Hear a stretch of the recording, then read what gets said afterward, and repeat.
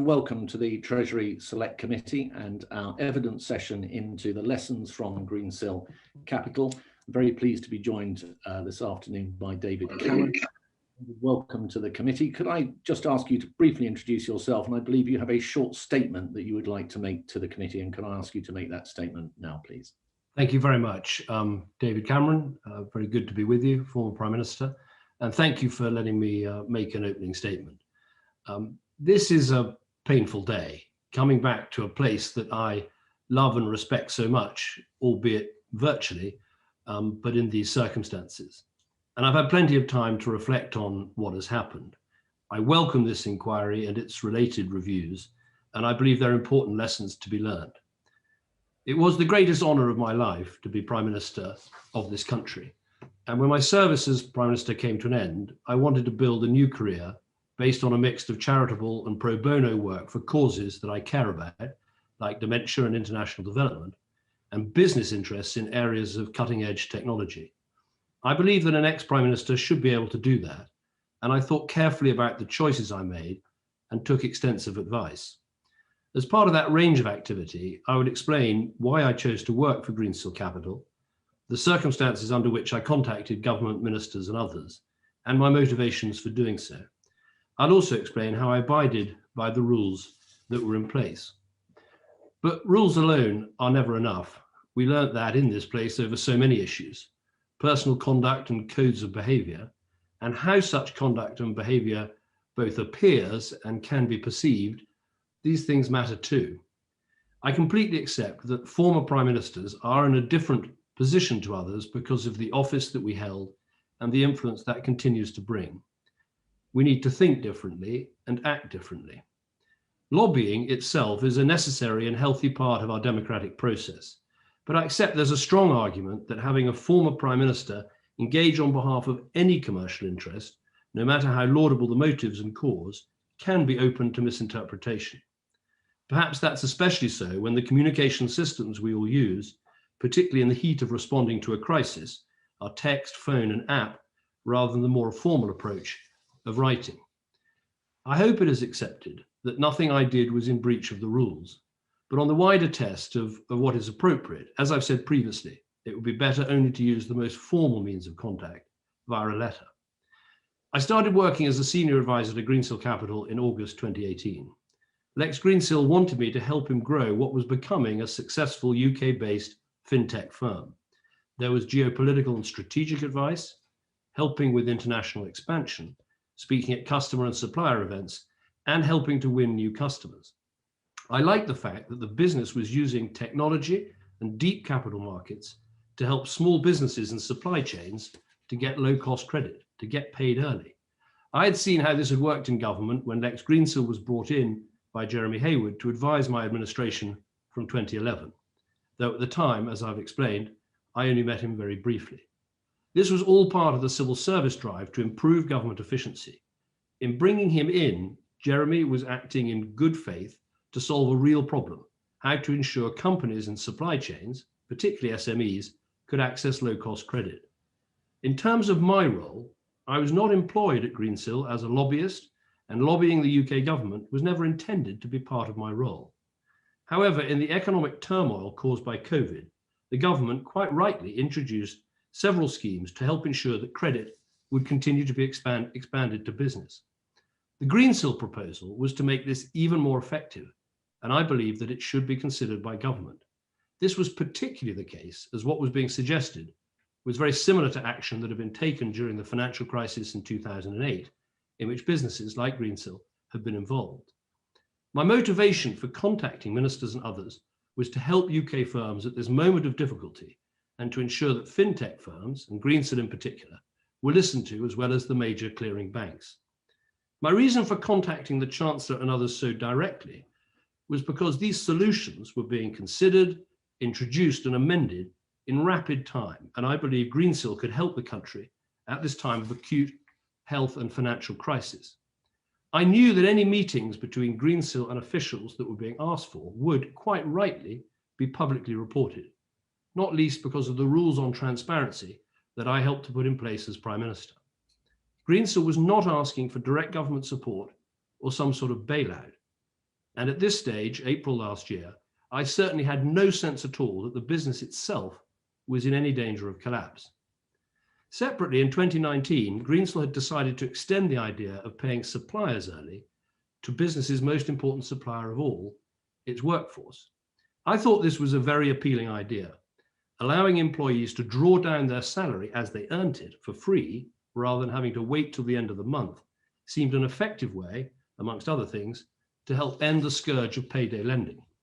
For firms in the private sector, while there'd be a charge for the employer, there would never be a charge for the employee. And in the public sector, it would be free for both employer and employee. I became an enthusiastic supporter of this new app, Earned it was called, and wanted to promote it to the NHS and other public sector bodies.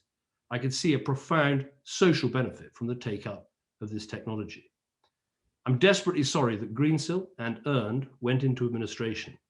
Hundreds of hardworking people have lost their jobs, and many more are threatened by the consequences. As I was neither a director of the company nor involved in any lending decisions by the company, I have no special insight into what ultimately happened, but I'm as keen as anyone to learn the lessons and hope that these inquiries will help with that process. I know you're also examining the rules governing lobbying and business appointments after ministers and officials leave office, and any special arrangements for former prime ministers. And on that subject, I have these brief thoughts.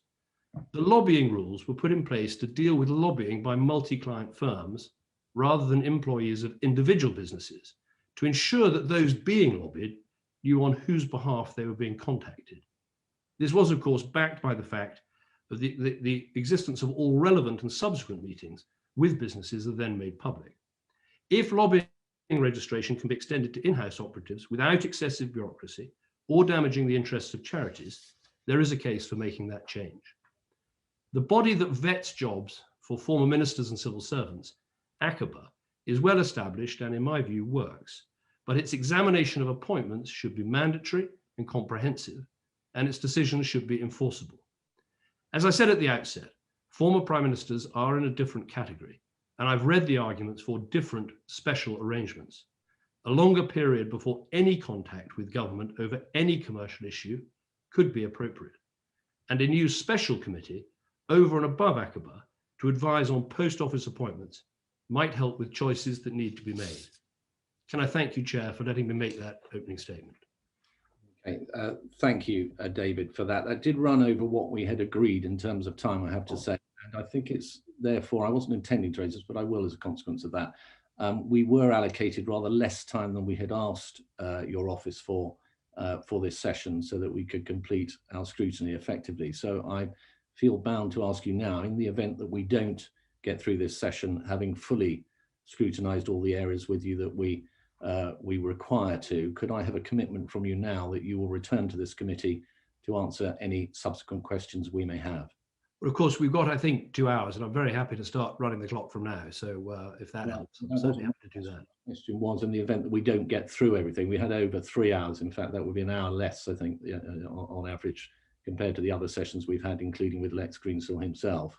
So could I have a commitment that in the event that we don't get through everything today, you will come back and appear before us again? Very happy to answer all the questions.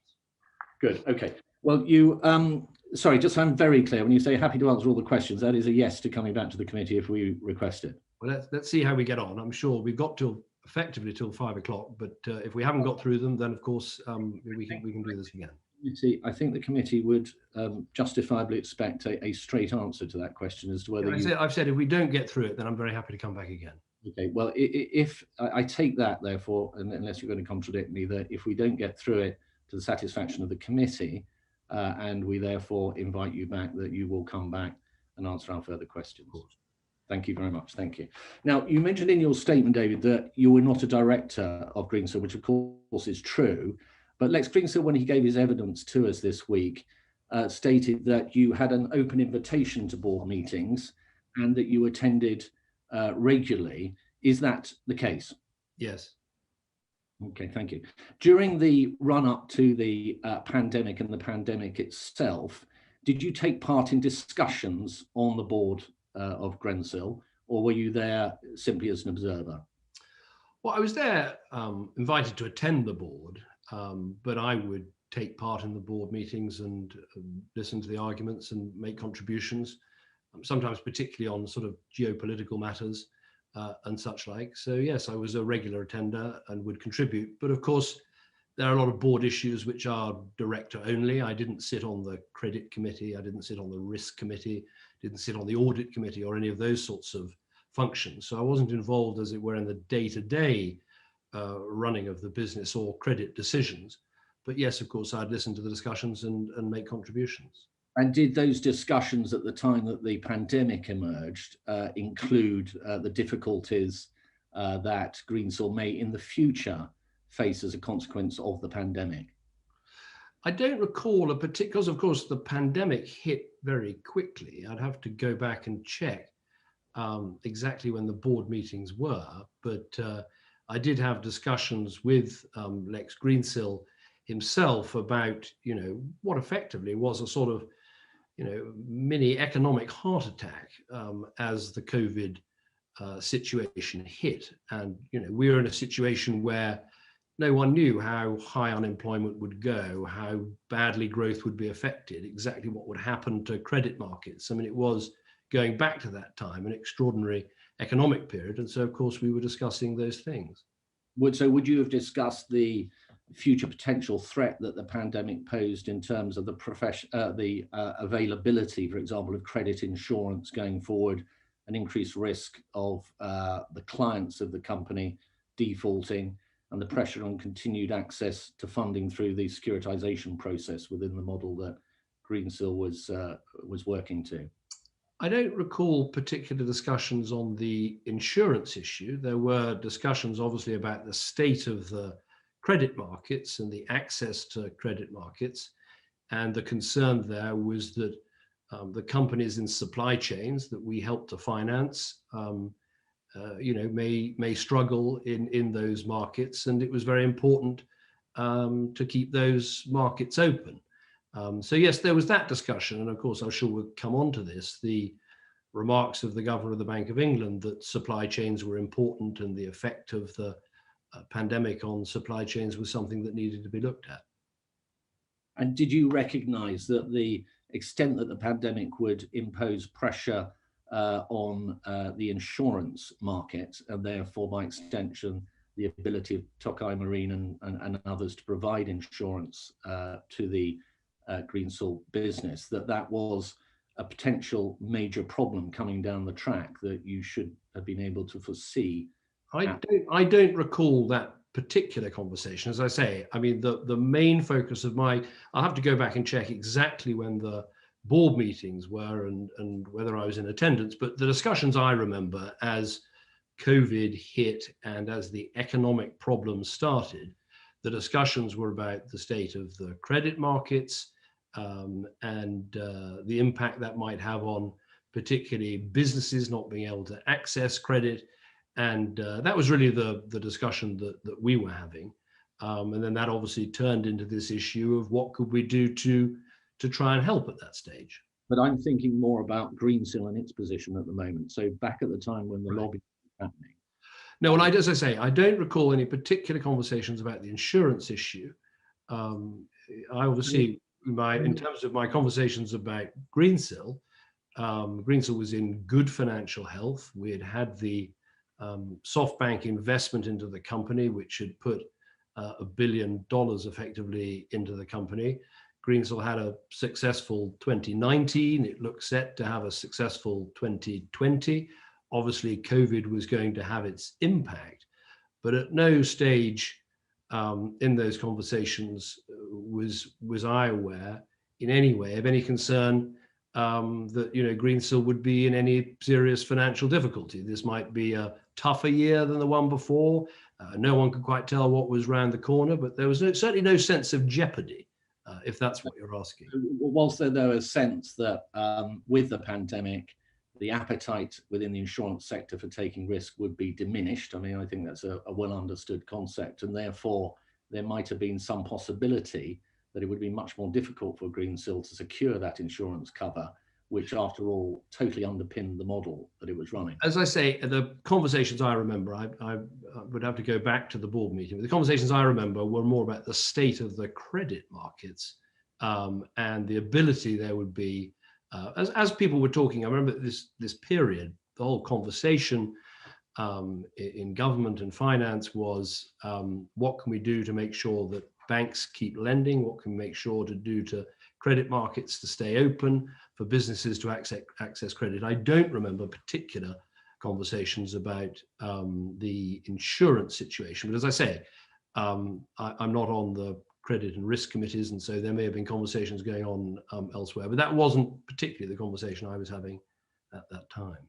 Can I ask you a delicate question, but I think a very important one, because you have spoken in your opening statement about the motivations that you had for the lobbying, etc., helping SMEs and so on. What was the arrangement in broad terms, in terms of your personal arrangement with the business? I believe you may have had some share options, etc.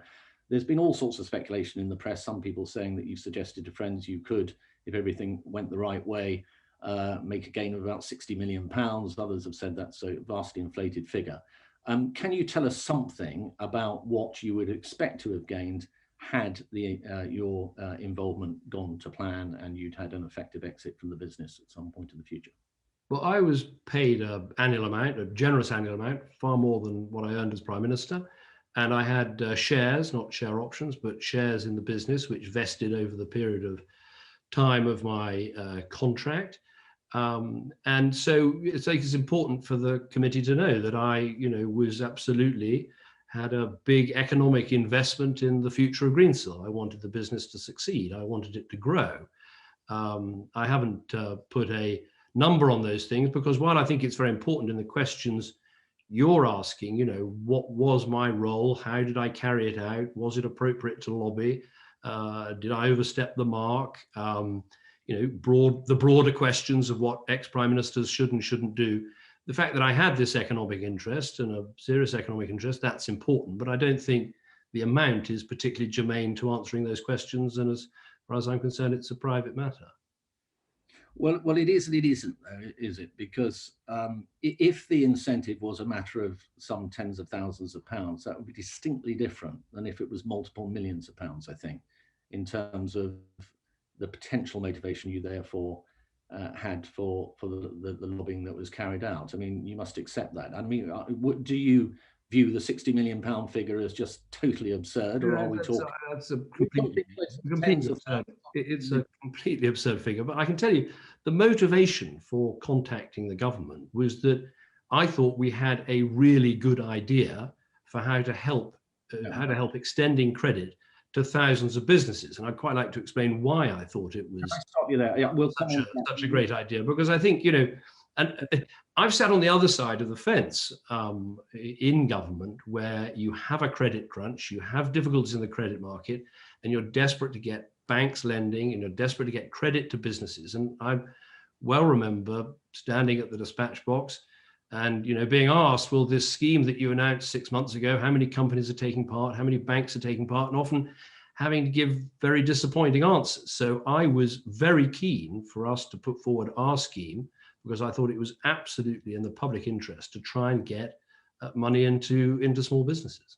Okay, that's fine. But my questions, and they are, as I say, delicate questions, but I think they're important questions, because if there is a large amount of money riding on this business succeeding, then that is a different situation to a small amount of money riding on the business succeeding. And I think I take it from what you're saying that there was at least a significant amount. I wanted this business to succeed. I was being paid, I had shares, I had an interest in it. And I think that's important for the committee to know. And of course, just as if a bank takes part in a loan guarantee scheme, that's good for the country, because those loan guarantees will go to businesses.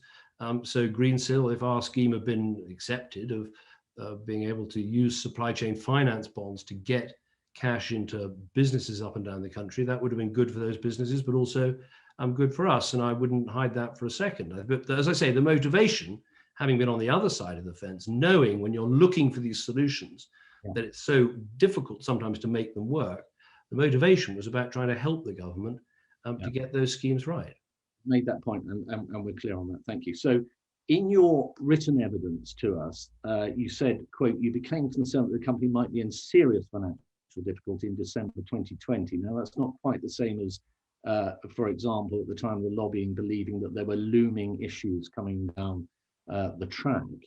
And there seems to be quite a lot of evidence out there that you might have come to that conclusion, that whilst you're right, the company wasn't about to fall over at the start of the pandemic when the lobbying happened, nonetheless, it was going into some fairly choppy waters. Now, Lex Greensill, in his evidence to us, said that at the time of the lobbying, quote, we did not know what was going to happen next. He said that the CCFF access was a liquidity insurance policy. He went on to say that this was a prudent thing for us to do, in other words, to try and get access to CCFF. He also told us, quote, it's important also, if I can remind the committee, that for the credit insurance market, COVID was an extraordinarily frightening time when there was an expectation of very, very significant losses. Now, given the centrality of the availability of insurance to the model, indeed when it was removed, the whole business collapsed. That's quite a powerful thing to say. And he was saying that in relation to the period that the lobbying was occurring. We had press reports throughout the run-up to the pandemic and during in it. For example, on the 4th of May 2020, which was during the period of the lobbying, the FT reported that, and I quote, Greensill had suffered a raft of client defaults. We had parliamentary questions from Lord Miners asking the government to investigate various aspects of Greensill's business. That goes back to June 2019, well before the lobbying occurred. We had an email from Lex Greensill to Charles Roxburgh at the Bank of England on the 21st of March during the period of the lobbying, in which he says, quote, with capital markets closed to us, we may need to reduce the credit we can deliver in the coming week should the CCFF not be open to us. And your email to Sir John Cunliffe of the Bank of England on the 22nd of April, so once again during the, as part of the lobbying, you told him, quote, while some parts of the capital markets are operating well for Greensill, capacity remains severely constrained. And the FCA, in its response to my letter to them, said, I quote, in early 2020, and particularly after the onset of the pandemic in March, there was widespread distress in financial markets across financial services firms and other sectors of the economy. It was reported at various times in the media that Greensill may be one of many such firms facing defaults. FCA staff were aware of these reports, yet you're saying, or seem to be saying, that at the time of the lobbying, you did not believe that there was a significant looming threat to the business. And of course, for Greensill, as a business heading into difficult waters, access to CCFF would have helped Greensill's clients and so helped Greensill itself. So I have to put a difficult question to you, David, and I think it's right that I do so, that many people would conclude that at the time of your lobbying, your opportunity to make a large amount of money was under threat, not least because of the pandemic and its likely future impact on the insurance arrangements that held the whole business together, and that you surely must have known that, and that your fear of losing out on those substantial gains motivated you to conduct this barrage of texts, WhatsApps, emails, meetings, over 60 contacts in total towards government ministers and civil servants. What do you have to say to those who hold that view? That is not what I felt at the time, and it's not what motivated me. I think there's a huge difference between constrained capacity in the credit markets and the risk of a business failing. And I think when Lex Greensill was in front of you, he also said that he didn't believe there was a danger of the business failing at that time. He didn't think the business faced failure until, as I did, in December 2020. And if you look at what went on and happened in the rest of that year, the business actually had quite a successful year, extending a similar amount of credit in 2020 to what it did in 2019. On the issue of defaults, like any financial institution, you have clients that do occasionally default, but the insurance effectively covered that, as far as I understand. And he gave the example of NMC that did fail for all sorts of reasons, but Greensill was able to recover the money for its clients because of the insurance situation. But I can absolutely say to you that, you know, I really believed in the solution that we had and we were putting to government that I thought would make a difference. And that was my motivation for doing so. I mean, I spent most of my adult life in public service. I believe in it deeply. I would never put forward something that I didn't think was absolutely in the interests of the public good. And that's what I thought I was doing on Greensill's behalf. We'll come on to, I'm sure we can deal with it in detail, the fact that there was quite a lot of contact and there was quite a lot of persistence. And I can explain why there were very good reasons for that. And I think it's important we cover that. But just to be absolutely clear, I did not believe in March or April when I was doing this contact that there was a risk of Greensill falling over. I didn't think that. And I think if you look at what happened later on in that year, when Greensill was looking at a very successful capital raise, a lot of people wanted to invest in the business.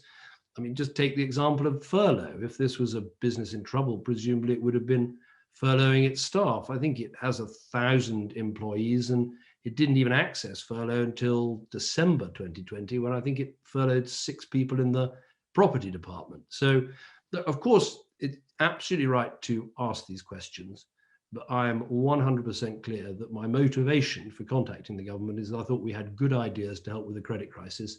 And I could see, as I said in my statement, the government actually, I think, did an amazingly good job at introducing schemes that really did work. But at that time, in March and April, there was this sense of schemes being introduced and not working quite properly, and then being amended, and then being reintroduced. Because, I mean, I know what it's like. You're looking for things that are going to work. Yeah, okay, all right. Let's not get into furlough schemes and what the government do.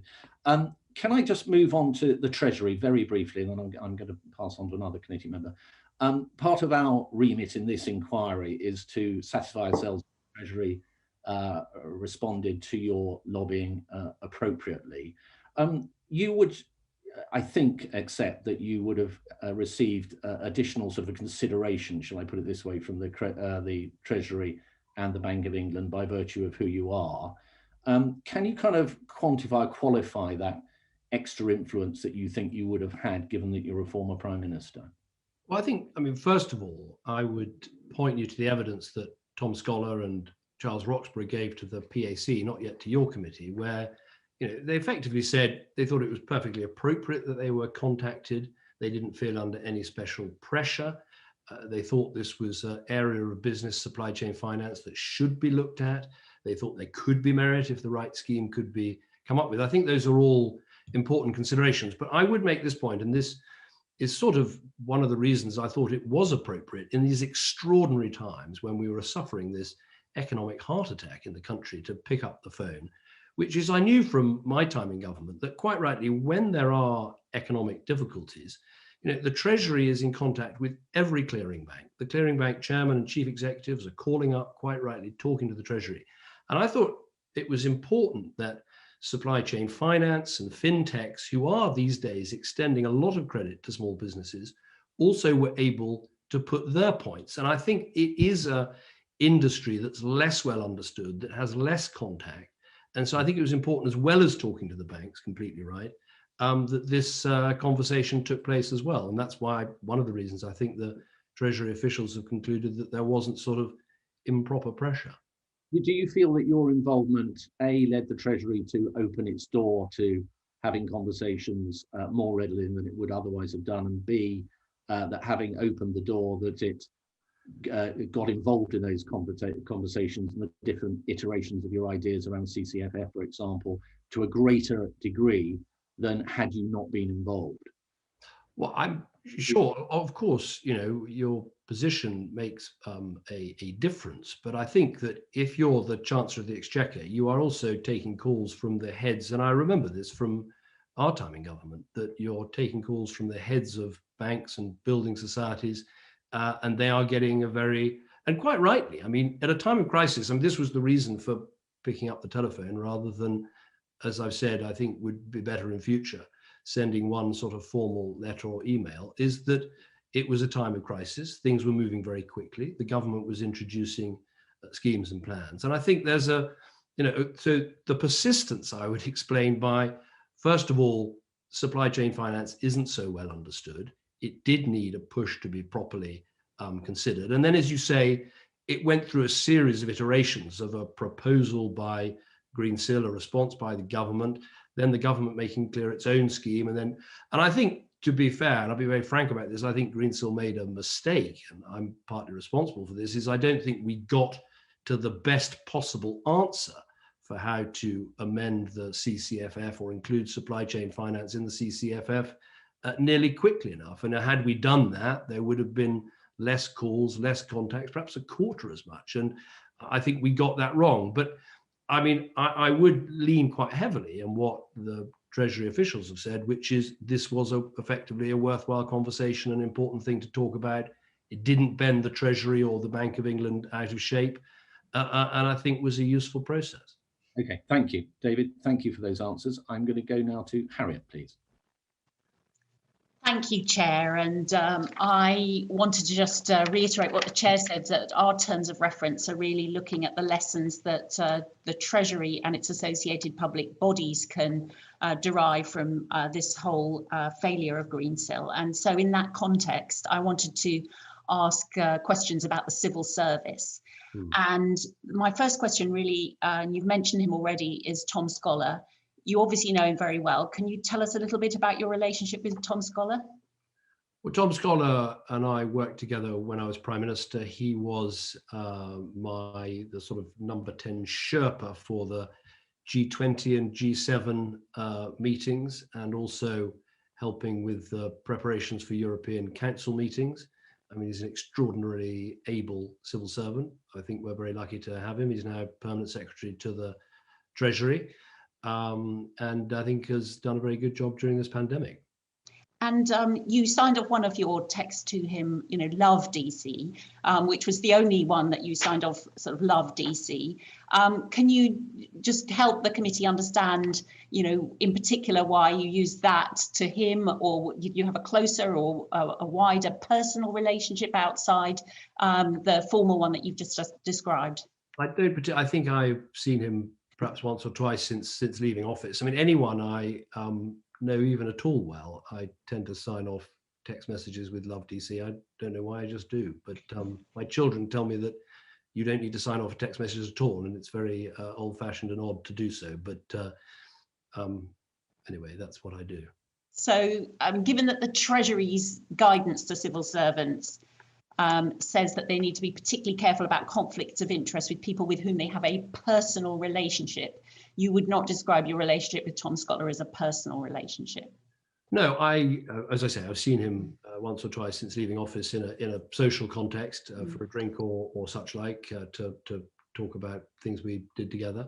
But I would make this point, which is goes to these transparency rules, which I think are incredibly important, which is obviously, if anyone contacts an official from business or elsewhere, they're meant to report that, and they all obviously did that in totally the proper way. But crucially, what I was doing on behalf of Greensill was saying, will you look at this proposal and will you talk to this company, in the full knowledge that any meeting that was subsequently held would be transparently reported. So the idea that there was anything sort of behind the hand or surreptitious trying to be attempted is nonsense. These meetings are transparently reported. They weren't before 2010. You could use a freedom of information request to try and find out which businesses ministers have been meeting with. But because of the reforms I introduced in 2010, there's quarterly reporting. You see exactly who's been meeting who, and I think that's very important. And I obviously knew that at the time, and knew that if these meetings took place, which I hope they would, they'd be publicly reported on. But so you don't have a relationship with Tom Scholar where he comes to your house for lunch, or Sunday lunch, or that's something that wouldn't be captured by the rules that you've described. It's not what you would call a personal relationship. It's strictly based on the it's now nearly 5 years since you were Prime Minister, but the contacts that you had at the time. Correct. Yeah. So you've not had lunch with him since you've been Prime Minister then? I think I had a drink with him. Gave up office, 5 years ago. I think I've seen him, as I say, a couple of times. But socially, so that it would be captured by these rules, or formally minuted in these rules? what I don't know, I don't know exactly how it's captured, but I suspect if we talked about any business things, then it would be captured by these rules. Okay.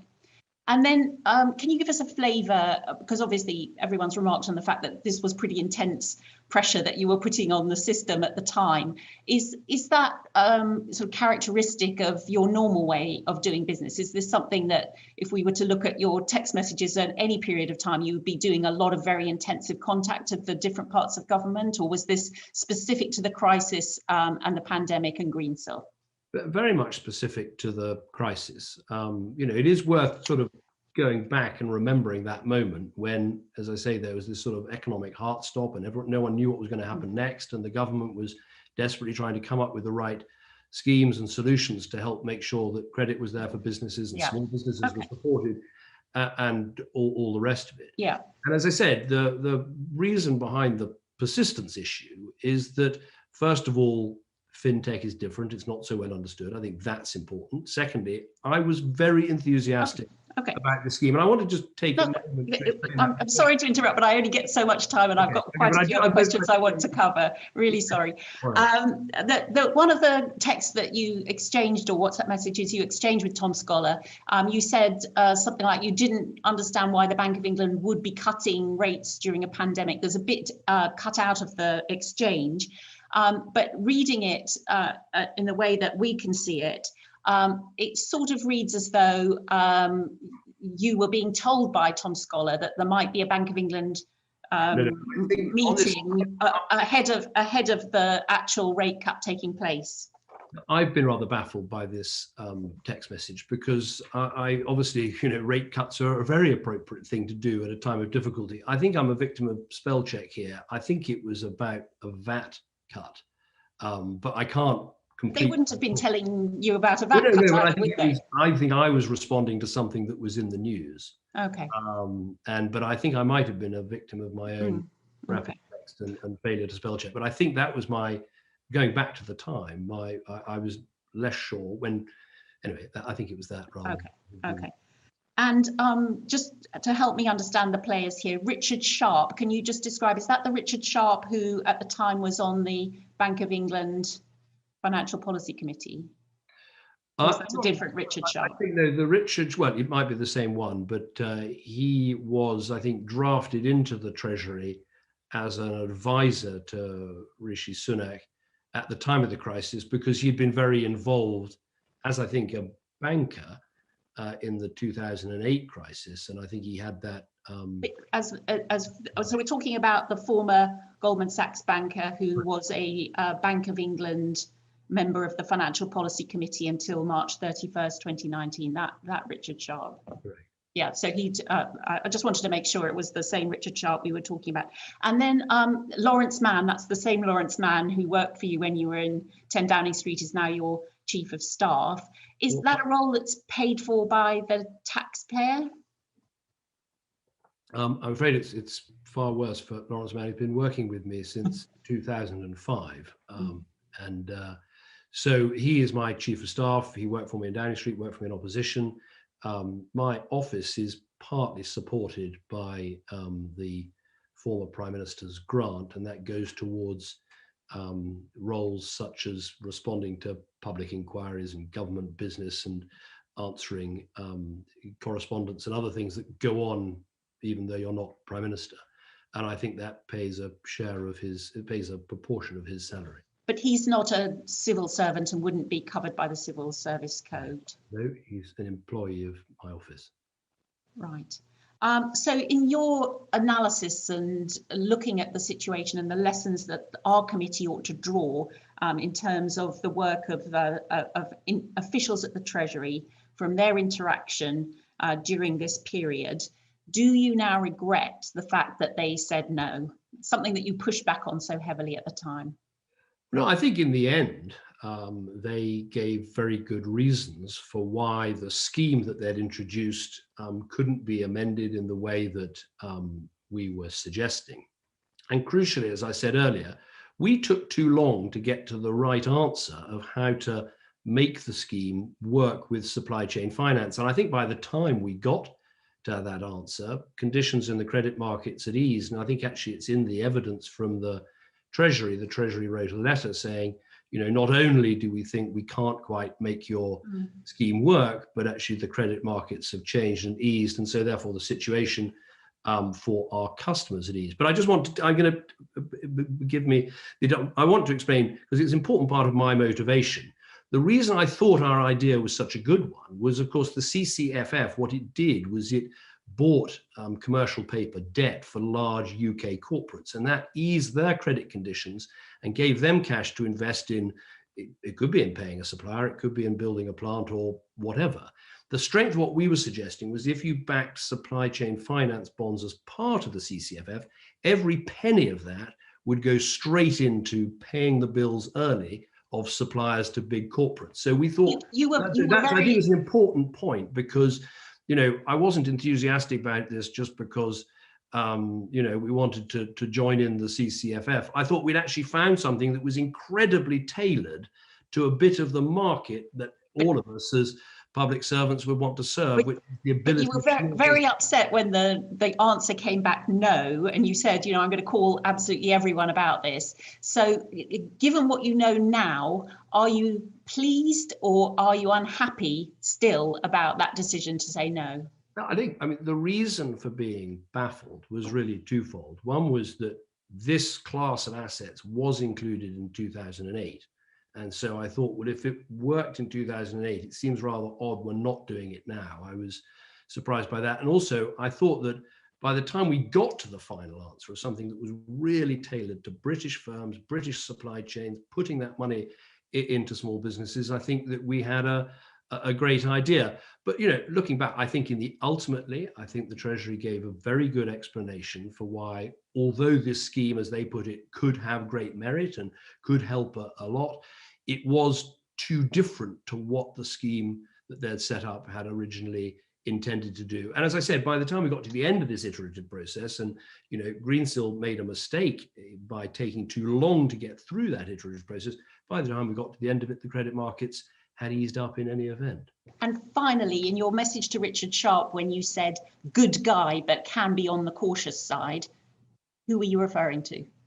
I think I was referring to Charles Roxburgh, but I was making a general point in that, which is, I'm a huge fan of our impartial professional civil service. And I think, throughout this pandemic, they've done an extraordinary job. The point I often make to people is, and it's an important part of being a minister, is there can be an inbuilt bias against doing something. Because of course, if you're a civil servant, there is a worry about taking a step, doing something different, doing something. And so, ministers, I think it's important for ministers to ask themselves, are we being creative and inventive enough? And so that's what I was referring to. Did Charles Roxburgh and Tom Scholar come to the right decision in this case? I think they came to a very justifiable decision. It was a useful iterative process. And as I said, I think we took too long to get to the right answer. And that is partly what explains the fact that there were, a number of text messages and emails. A lot of them were sending the same brief to a number of different people, making these arguments. Unfortunately, I've taken too long too. Okay, thank you very much, Harriet. And can I go to Siobhan, please? Thank you. It's the next big scandal waiting to happen. It's an issue that frankly crosses party lines and has tainted our politics for too long. It's an issue that exposes the far too cosy relationship between politics, government, business and money. I'm talking about lobbying, and we all know how it works. The lunches, the flights, the hospitality, the quiet word in your ear, the ex-ministers and ex-advisors for hire, helping big business find the right way to get its way. Mr. Cameron, do you remember those words? I do. I made them in 2010, and we made two very important changes. And yes, you've already mentioned those. No, but do you understand? Yes, you have. Do you understand the irony of having used them, given many of us believe that the quote depicts your own behaviour with Greensill? Well, let me explain, because I haven't mentioned one of the changes that we made, because it was important, which is when I made those remarks, there'd just been, I think, a lobbying scandal involving a firm that was approached by a journalist pretending to be from the government of Uzbekistan. And the lobbying firm in question said, we can get you into ministers, we can get you to see people, and no one needs to know who you are lobbying on behalf of. And so the change that the Lobbying Act brought in, I know it's criticized now, but the change the Lobbying Act brought in, which was to make sure that multi-client lobbyists had to register who their clients were, that was an important change because it put a stop to that problem. And if you combine it with the issue of having to report the meetings that ministers have, you've got two very valuable tools in making sure that people can see who is lobbying whom and on whose behalf. And as I said, in my interactions from Greensill to the government, I absolutely knew that if the meetings I wanted to take place did take place, they would be properly reported on and everyone would know about them. And that is absolutely right. And of course, before Cameron, I'm ever so sorry, but this is a meeting to ask you questions rather than to allow you to talk for the next 2 hours. You had the enormous privilege of being the Prime Minister of our great country. You're one of only 5 people post-war to have been re-elected to lead our government.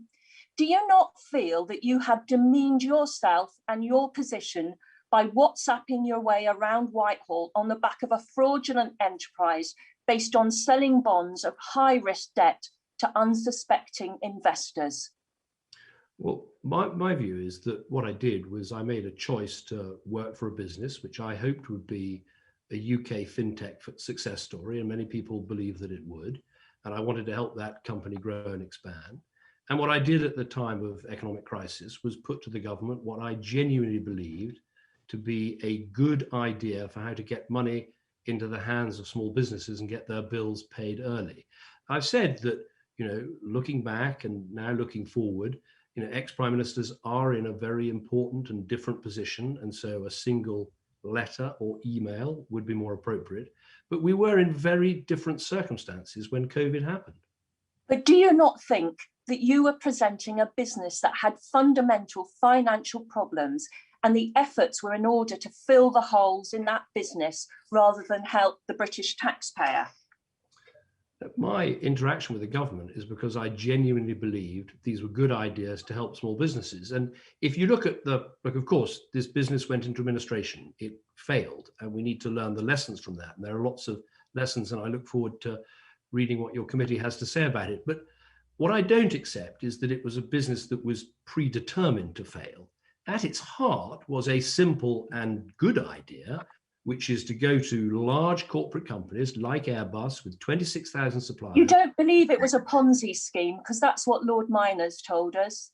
Well, no, if you take the Airbus example, which was a leading client of Greensill, we were paying the 25,000 suppliers instantly, getting cash into tens of thousands of small businesses, and then Airbus would pay back Greensill and a bond would be floated in the meantime. That idea of using technology and deep capital markets to help small businesses, that is a good idea.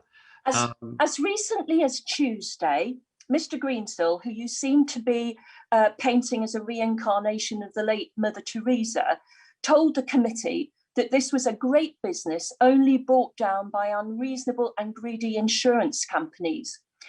We now know that 90% of Greensill's business was lending against transactions that have never happened, may never happen, and with companies that don't even know that they are involved, and then selling it on at low risk. Mr. Cameron, do you still believe that that business model was a good one? What I believe is that the key idea of supply chain finance, of going to big companies and saying, we will pay your suppliers early, get cash into those businesses, that is a good idea. And the companies that Greensill work with, like Vodafone and AstraZeneca and Ford Motor Company and Airbus, big responsible employers, big important companies. Cameron, do you know what a prospective receivable is? Well, I've listened very carefully to the evidence you've been hearing over previous days, and the concept of prospective. That didn't involve any of the companies you just listed. Well, let's deal with future receivables, which I think is the correct term. And future receivables were involved in the supply chain finance scheme that I helped to set up in government, which was the way that the NHS, under this scheme, pharmacies were paid early. And pharmacies, of course, are very small. When during the height of the crisis, you were bothering ministers and civil servants, did you know that 90% of Greensill's business represented unsecured loans to high-risk borrowers, and half the time without any invoice whatsoever? Well, that's not a figure I recognise. I listened to Mr. Greensill's evidence to you on Tuesday, where he talked about future receivables being perhaps 20% of the business. And I think when it comes to future receivables, it is important to recognise that in the case of the NHS and the pharmacy scheme. Could I just ask you a question about the NHS? Turning now to Greensill's proposals for our NHS, and that named earned to pay doctors and nurses daily or weekly in advance, do you accept that your lobbying of the NHS wasn't for its health, but for the health of Greensill's balance sheet? I wouldn't accept that for 1 second, because the whole concept of earned in the NHS was that it was going to be free to not just the employee, but also free to the NHS itself. Why I thought this was so attractive is that, I remember probably answering questions from you about the evils of payday lending, and the idea that staff in the NHS can draw down their salary as they earn it, rather than have to wait till the end of the month. I think that could go some way to ending the use of payday lending. And of course, this is a really important point. Mr. Cameron, Greensill's own administration documents make clear, and I quote, "The commercial rationale for providing these services without profit was to create critical mass, to enable Earned UK to sell to corporate entities to generate revenues and to provide cross-selling opportunities to the wider group." So I ask you again, do you now accept that your lobbying of the NHS was about a commercial incentive for Greensill? No, I don't accept that, because it's nothing sacred. No, from Greensill's point of view, this was part of its corporate social responsibility program, of saying to the NHS, this is going to be free, not just to the doctors and nurses, but free to the NHS trusts as well. And of course, it left Greensill free to sell to corporate entities to generate revenues and to provide cross-selling opportunities to the wider group. Not my words, Greensill's words. But you asked me about... Thank you. Thank you, Chair. Okay, thanks very much, Siobhan. I'm going to go to Julie now, please. Thank you very much, Chair. Good afternoon, Mr. Cameron. Hi. I'd like to go back and explore in a bit more detail something you referred to in your opening statement, and I think is something of a thread throughout this session, which is your particular position as a former Prime Minister. Former Prime Ministers are quite a rare and exceptional breed. When we heard from Lord Macpherson a couple of weeks ago from this committee, he said that generally former Prime Ministers don't generally contact the Treasury. It's quite exceptional. They might say, check up some records or issues relating to your time in office, but actually to talk about policy, to lobby is quite exceptional. Would you accept that it really is quite an exceptional course of action that you took over this period?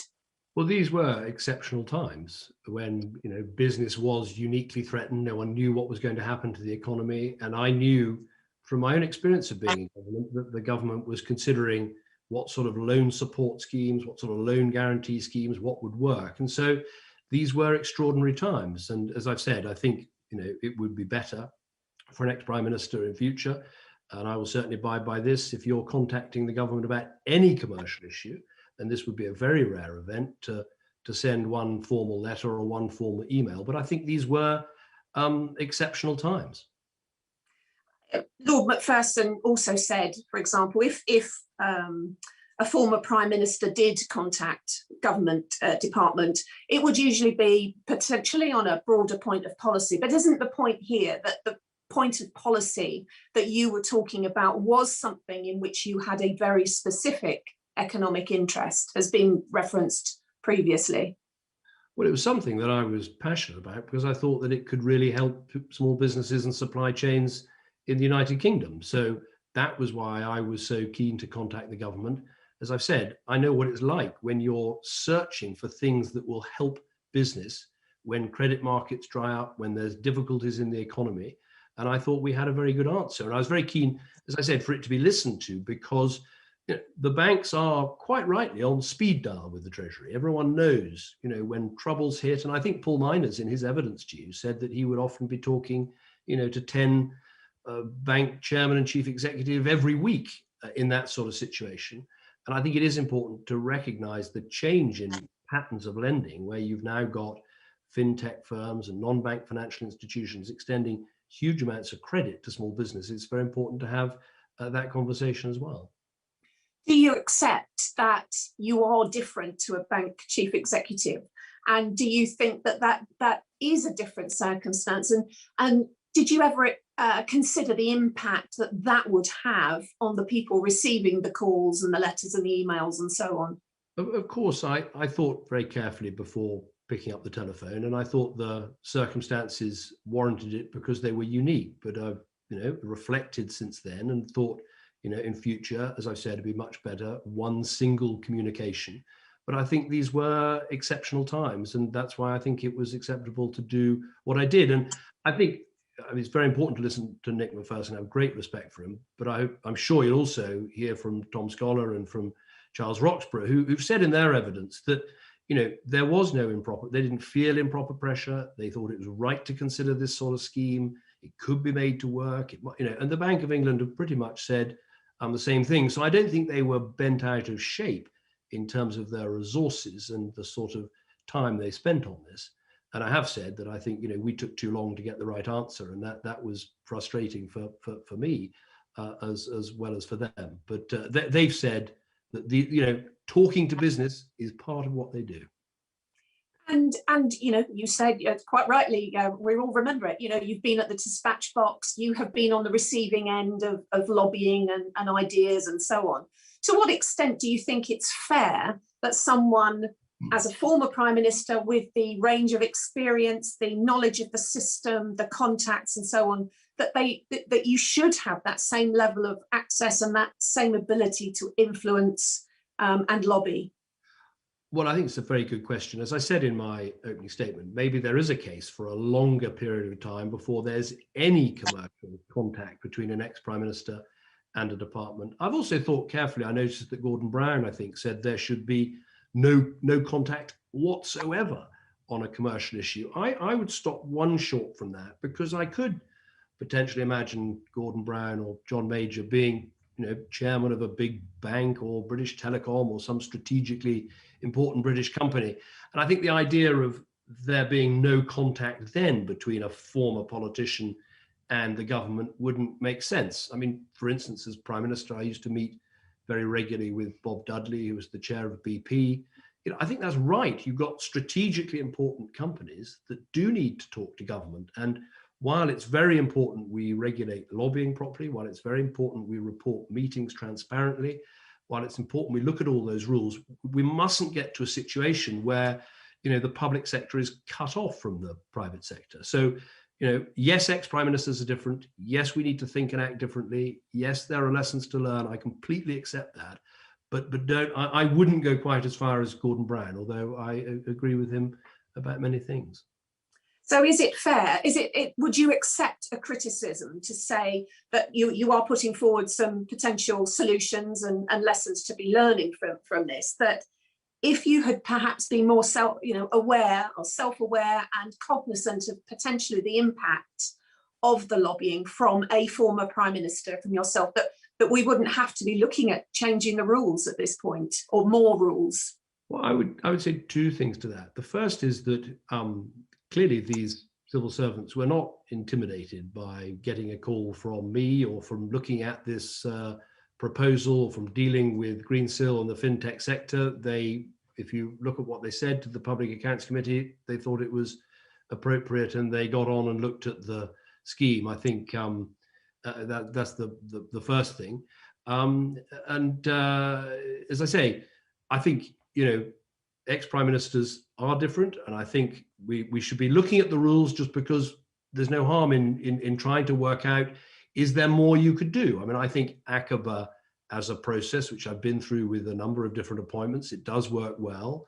But I can see an argument that says, you know, for an ex-prime minister, where you've got to make choices when you leave office, and I made a series of choices and about the charities I'd work with and the businesses I'd support, perhaps there is a role for a sort of a committee of some former permanent secretaries and people with great business experience to give advice on that, because there isn't really a roadmap for a ex-prime minister, perhaps particularly for a younger one who doesn't just want to, you know, be on the board of some big bank and make the odd speech around the world, but who wants to get stuck in and help a business grow and expand. Perhaps there could be a role for that sort of committee to give that sort of advice, and perhaps I would have found that beneficial. Thank you. Can I just turn to the relationship between yourself and Lex Greensill during this period? You've mentioned some strategic objectives that you felt you had in joining Greensill. Could you just give us a feel for how much direction on a day-to-day basis, a week-to-week basis, you had from Lex Greensill, both in sort of what we might call normal times, and then as it became more of a crisis moment?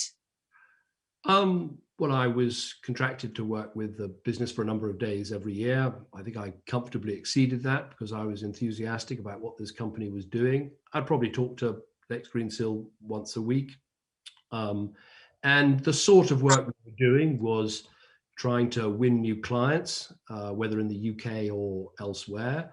We were looking at how to expand best into new territories. I think he said in his evidence that while I was working for the business, we increased by 50 or 100 the number of countries we were operating in. I would try and help him with some of the key relationships with suppliers, companies like Oracle and SAP, who are crucial to the way the business worked. So it was really helping with expansion, as well as the sort of more traditional advisory role about geopolitical and other advice. So that's the sort of, it was a good relationship. I enjoyed working with the company. I'm extremely sorry and sad that it has come to this end.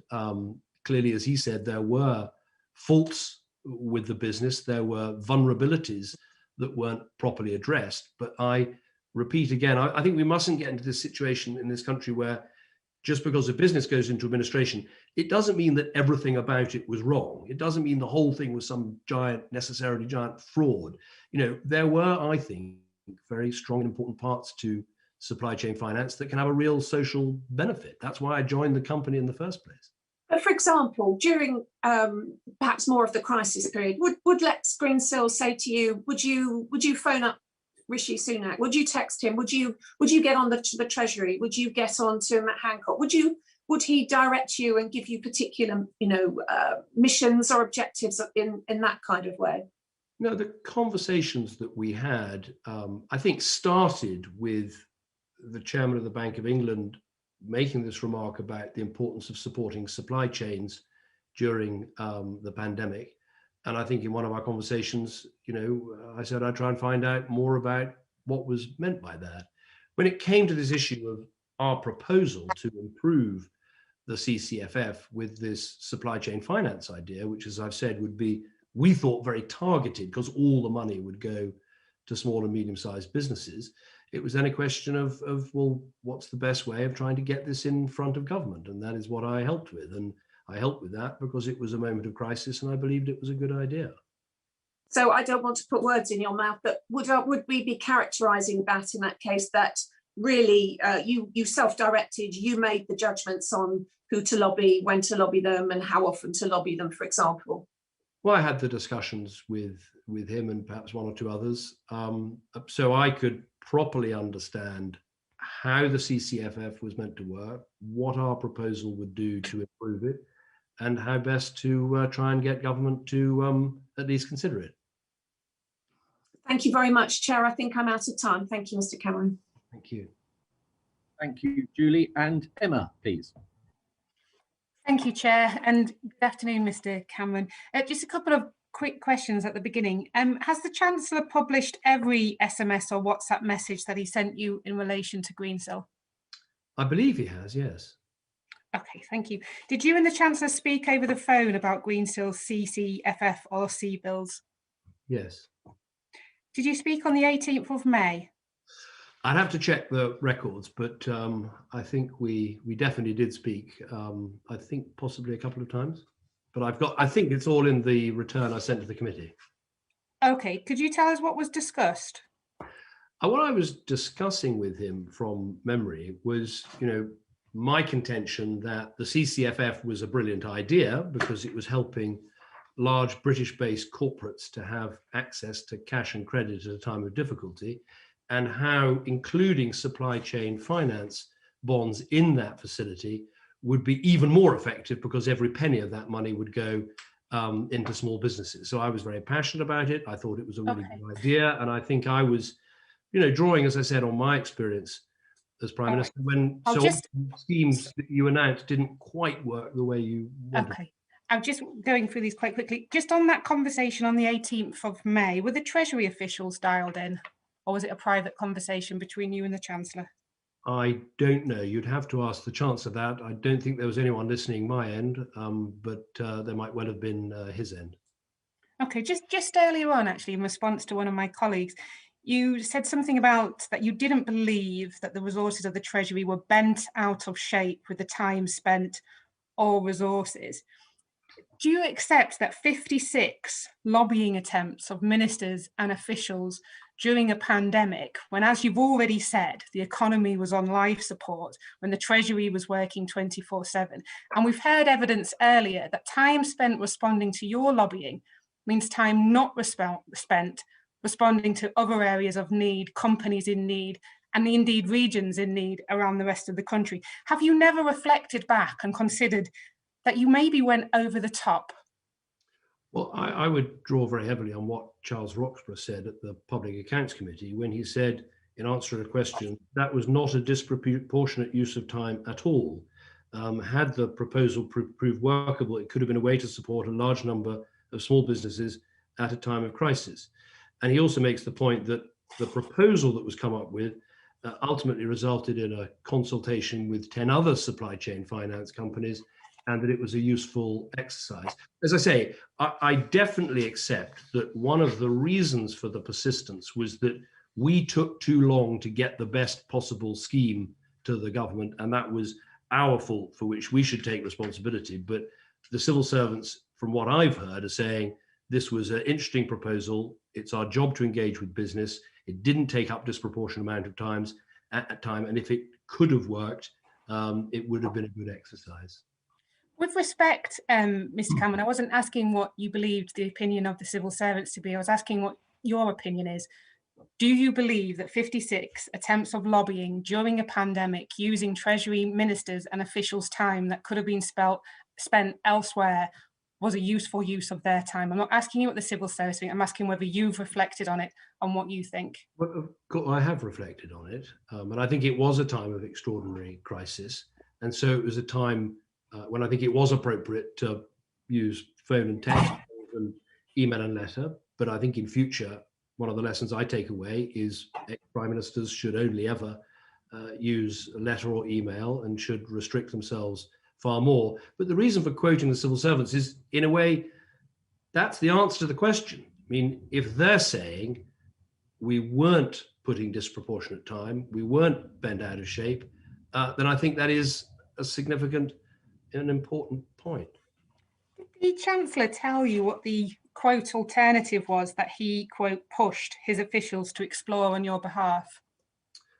I think from memory that's the Treasury and the Bank of England made a proposal for how supply chain finance could be included in the CCFF, and they put that to Greensill and others. But Greensill and others didn't think that it would work in the form that was put forward. So this is why, I mean, one of the reasons there were all these contacts was it was an iterative process.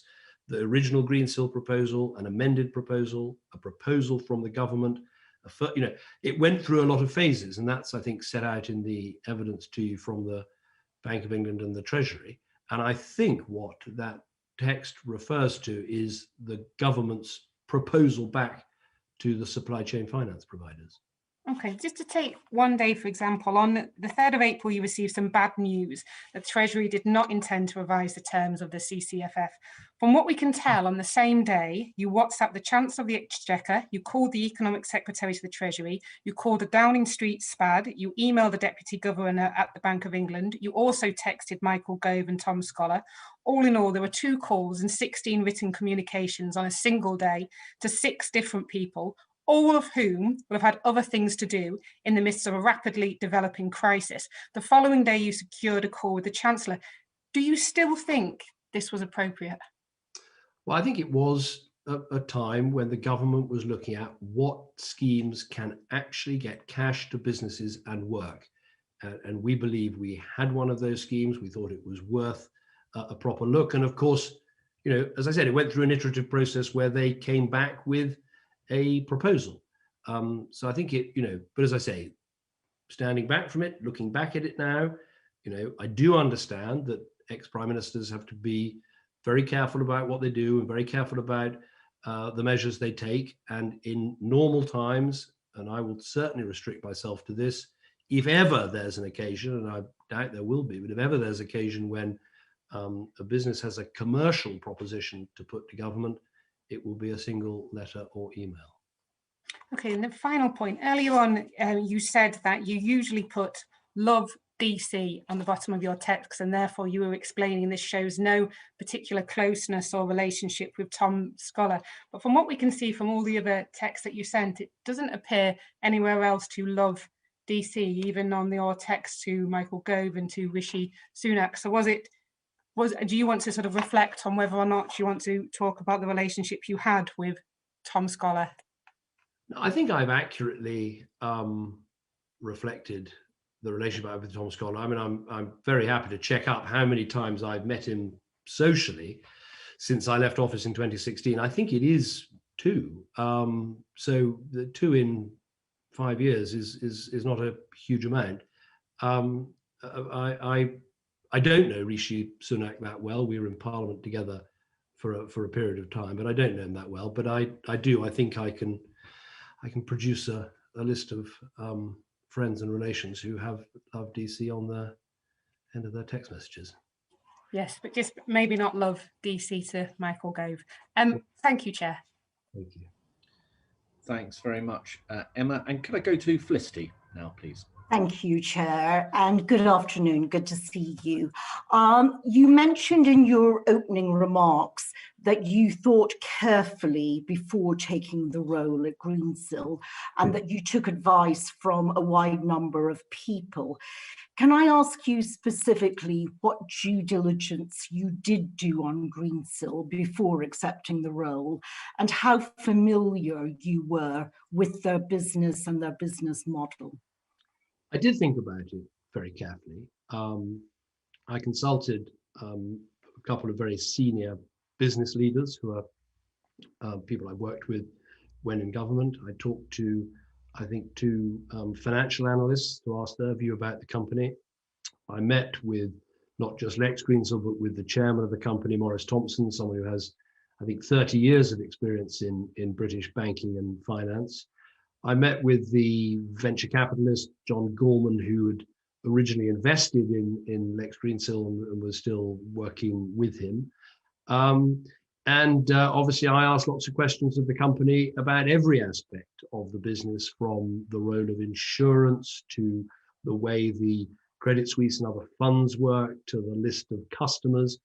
But I think, to be frank, one of the things I took the greatest comfort from was General Atlantic, who I hugely admire as an investor. They had just invested in the business, and this company had as customers people like Airbus and Vodafone and AstraZeneca, and had partnerships with companies like Credit Suisse and Oracle and others. So it was a mixture of all those things, but I certainly did do quite a lot of due diligence and asked a lot of questions and tried to make sure I understood the core to what the business was doing. Now, to me, there were several red flags about this business even back then. One was the exposure that it had to Gupta and his family of companies, and indeed the interdependence between Greensill and Gupta and his companies. And then clearly Gam and Tim Haywood had been in the press just a month before, in July 2018. Were you aware of those issues, and did they give you concern at the time? Yes, of course, I was aware of them.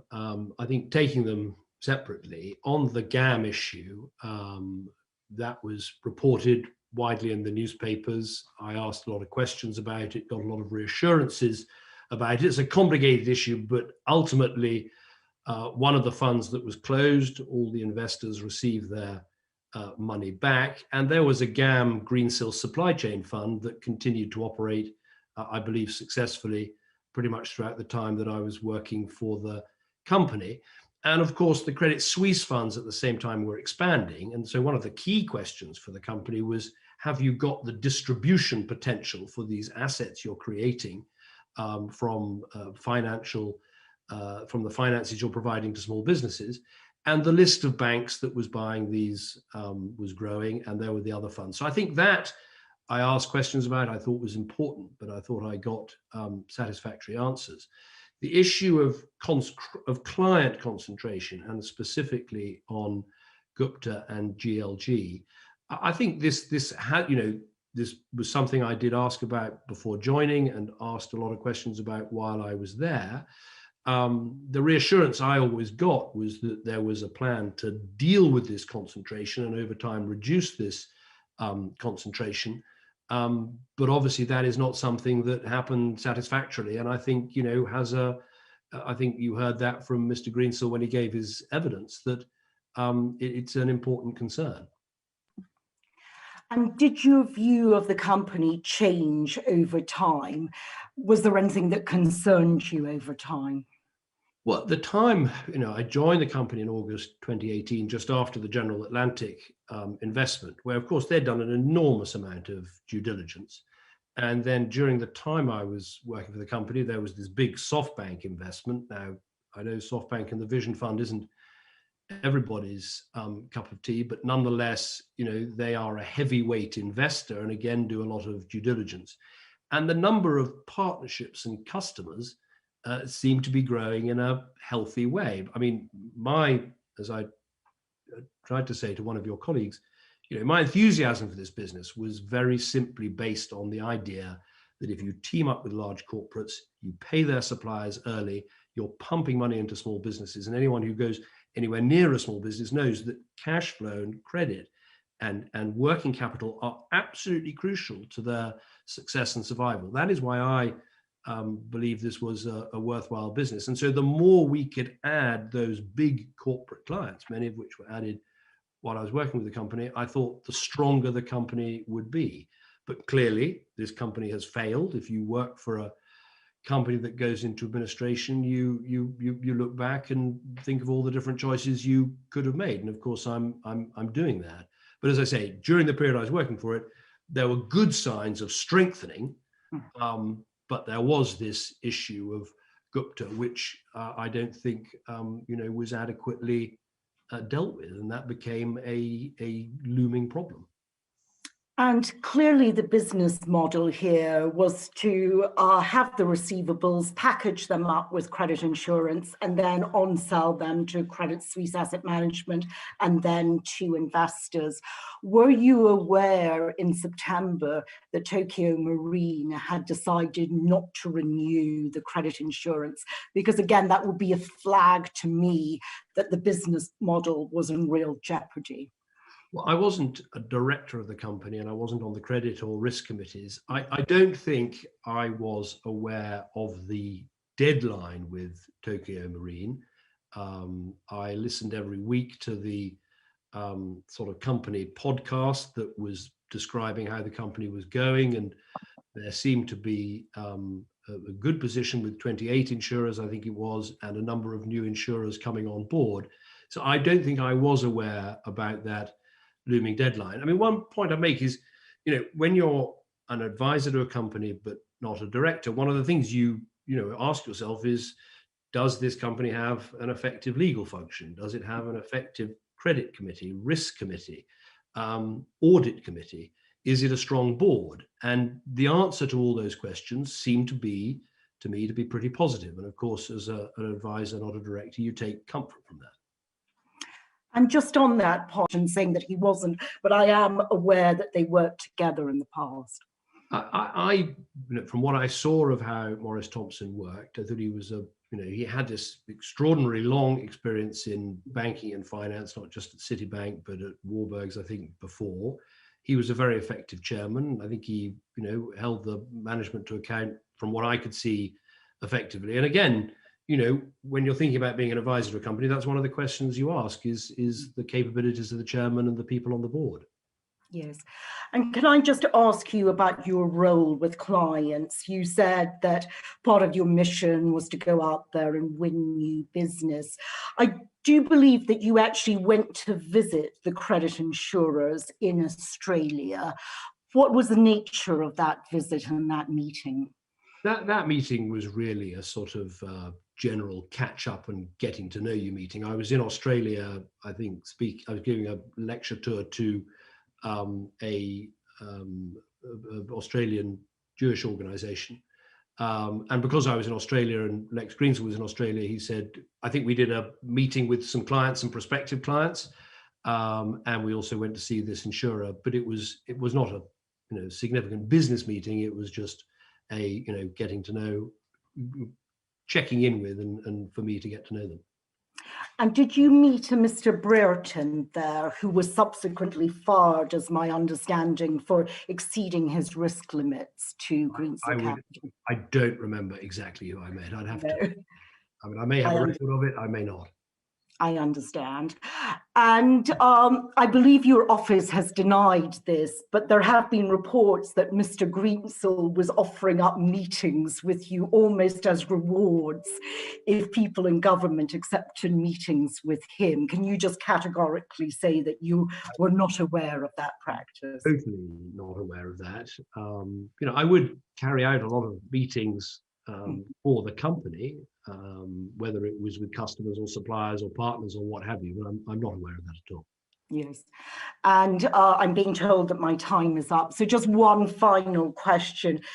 Do you regret your involvement with Greensill? And as you look forward, because you're clearly still a very young man and may take on other opportunities, will you take on more commercial opportunities going forward? Is that something that you still have on your agenda? Well, I think that when you work for a company that goes into administration, as I said, you look back and you think, what different choices could I have made? All I can say to this committee is, my real focus since leaving office has been things like Alzheimer's and dementia and fragile states and the commission that I chair. And I wanted to have a range of business interests as well. I mean, I chose Greensill because I thought it was an exciting UK-based tech company that would be, rolled up sleeves working in rather than just a brass nameplate on the door. Obviously, what's happened is deeply regrettable and is very, being part of a company that goes into administration is, I mean, it's depressing, but never mind me. It's, for the people who've lost their jobs, they had whole futures invested in, this company being their future. And it's incredibly depressing to see it go wrong.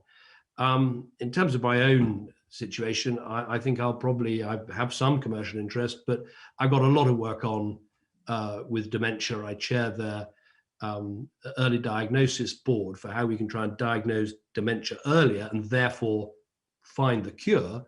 And I think that's the most important mission I've got at the moment, and maybe now we'll have even more time to pursue it. Thank you. Thanks, Felicity. Angela, please. Thank you very much. Mr. Cameron, I've read your 56 messages, and they're more like stalking than lobbying. Looking back, aren't you at least a little bit embarrassed about the way you behaved? As I said, it was a particularly acute time in the British economy. The government was introducing plans to try and help businesses. We thought we had a good idea. I was keen to get it in front of government. But as I've said, there are lessons to learn and lessons for me to learn. And in future, the single formal email or formal letter would be appropriate. But Okay. it was a particular, I think it's easy to forget now just what a sort of time of economic shock it was. Many of us don't forget there were thousands of people dying at the time and the country was in a serious situation. Now, you've said your role at Greensill was as an advisor.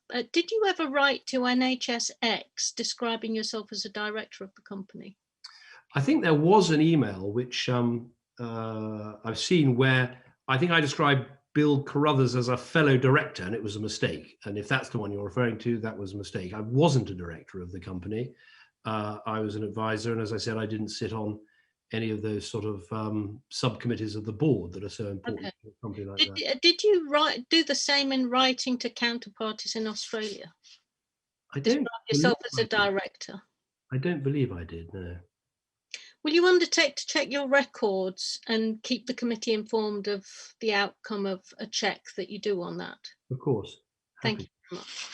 Mr. Greensill told me that you had a standing invite to board meetings and that you attended regularly. You've said today you attended regularly, and that you had a lot to say at some of those board meetings. Do you know what a shadow director is under section 2511 of the Companies Act 2006? And are you aware of the consequences of you being found to be a shadow director? Well, I am aware. I'm not a lawyer, but my understanding of this is the shadow director issue is when you have a company that has a board, but the real person controlling that company is actually not on the board. And that is what the concept of the shadow director is. And in my case, there's absolutely no question that I was in any way controlling this company while not being on the board. So I don't think that applies to me at all. Okay. At the time you started your incredibly frenetic lobbying of the Chancellor, were you aware that BaFin, the German regulator, had given Greensill instructions to reduce their loan concentration to Gupta? I don't believe that I was, but again, I may have to check the records, but So I don't. That wasn't discussed at the meetings that you attended, the board I don't believe so, but I can certainly go back and check. I mean, I think it's an important question. What was the closest board meeting before the pandemic struck? And I don't recall off the top of my head, but I don't remember that, but I don't want to give an inaccurate answer. So again, perhaps you could check and get back to us about that. Were you aware that most of the coronavirus interruption business loans made by Greensill Bank were to Gupta names and friends, which is actually increasing Greensill's concentration and exposure to Gupta rather than reducing it? Well, as I said, I wasn't on the credit committee, so I wasn't responsible for extending any credit, any loan to any client, including Mr. Gupta. So I didn't know about the exact nature of those loans, no. And these things weren't discussed at the board's meetings that you attended? I mean, did the credit and committees not give reports at the board of directors? Would you not have heard some of that while you were attending board meetings? I don't remember that. I remember with the CCFF, there was a lot of discussion outside the board because this was happening in real time, and it was a very good scheme the government had set up that we had this proposal to amend. In terms of the other schemes, there were discussions, as I understand it, between Greensill and the British Business Bank, discussions which I wasn't involved in at all, of the process of being an accredited lender. I'm sure they were reported back to board meetings, but it's not something I had any involvement in. Okay, now Lex Greensill told me that you were a PAYE employee of the company. How much were you paid for that role? You gave us a hint a bit earlier saying it was more than you earned as Prime Minister. Is it more than Boris Johnson earned when he was on the backbenches? Can you give us more of a ballpark figure? I was well paid in terms of the annual amount, and I had these shares. But as I said to your chairman, I think it's important for the committee to know I had that economic interest. I was committed to this company. I wanted to work for it. I would benefit if the company succeeded. But all the questions you're asking and addressing quite rightly in your committee about lobbying and about this behaviour and what ex-prime ministers should do and how the Treasury work, I don't think they're affected by the amount of it, and so I don't consider, I would consider that a private matter. But perhaps, Mr. Cameron, given that this company collapsed, that it took, we know, at least £400 million of government-backed loans via the British Business Bank with it, that it's cost between £1 and £3 billion of taxpayers' money, that there are German towns suffering because of the stricken nature of the Greensill Bank in Germany. Don't you think that what you were earning and how it motivated your personal lobbying of government is a matter of public interest? Well, what I would say is that my motivation in talking to the government was about how to introduce a scheme that I thought would benefit small businesses. But likewise, if this bank had actually floated successfully, you would have been a multimillionaire, wouldn't you? But I'd also make the point that, I mean, Lex Greensill himself probably talked to the government in terms of meetings he had more than I did. And when he was in front of you on Tuesday, you didn't think it was relevant to ask what he earned or what his shares were. I mean, I think the point is the same, which is, yes, I had an economic interest in this company. I was committed to the company. I was paid by it. I had shares in it. I wanted it to succeed. But I think the actual quantum of it, I don't think is actually relevant to answering the questions that you have to answer. And have you paid UK tax on your earnings, or are you keeping them offshore? They're all tax has been paid on them, and I don't. It's all onshore. All of these. Good to know. It was reported in the Wall Street Journal today that you made several $1 million from cashing out stock options in 2019. Is that true? And again, have you kept all of those earnings onshore and paid tax on them? Everything I've done, I've paid full UK tax on, whether that is capital gains tax or income tax. I don't have any money offshore. I have an office of David Cameron, which I fund through some of the work that I do, and I earn some money in a personal capacity, but every proper tax is paid, income and capital gains.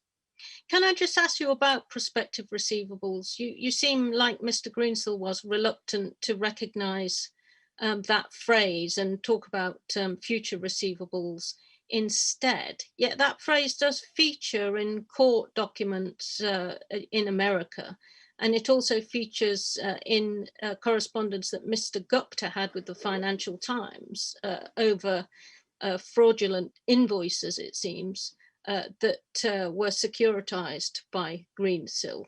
How much do you know about prospective receivables, and how much was Greensill Bank involved in securitizing phantom invoices? Well, I think, you got answers from Lex Greensill on Tuesday, who was running the business and who was involved in these credit and other decisions. He explained that he thought the term was future receivables rather than prospective receivables.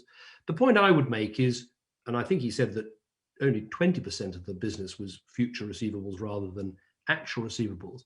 But I think the example he gave, and I'm happy to give a couple of others, is that there's nothing abnormal about providing finance on the basis of future receivables. I mean, when the NHS... I agree with that, so long as they're predictable. But actually, Gupta was talking about prospective receivables, not future receivables. And we do know that Greensill had a pretty twisted symbiotic relationship with Gupta.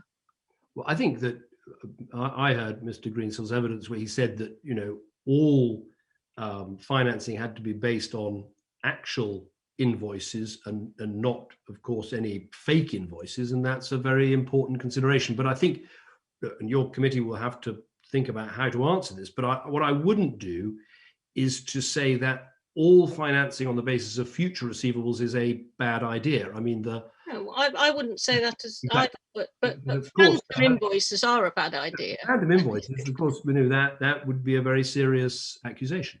Okay, and finally, how many times did you use one of the Greensill's fleet of private planes to fly to or from Newquay, close to your third home, or any other non-business declarations? And what is your estimate of the value of your use of the Greensill fleet, and have you declared these as taxable benefits?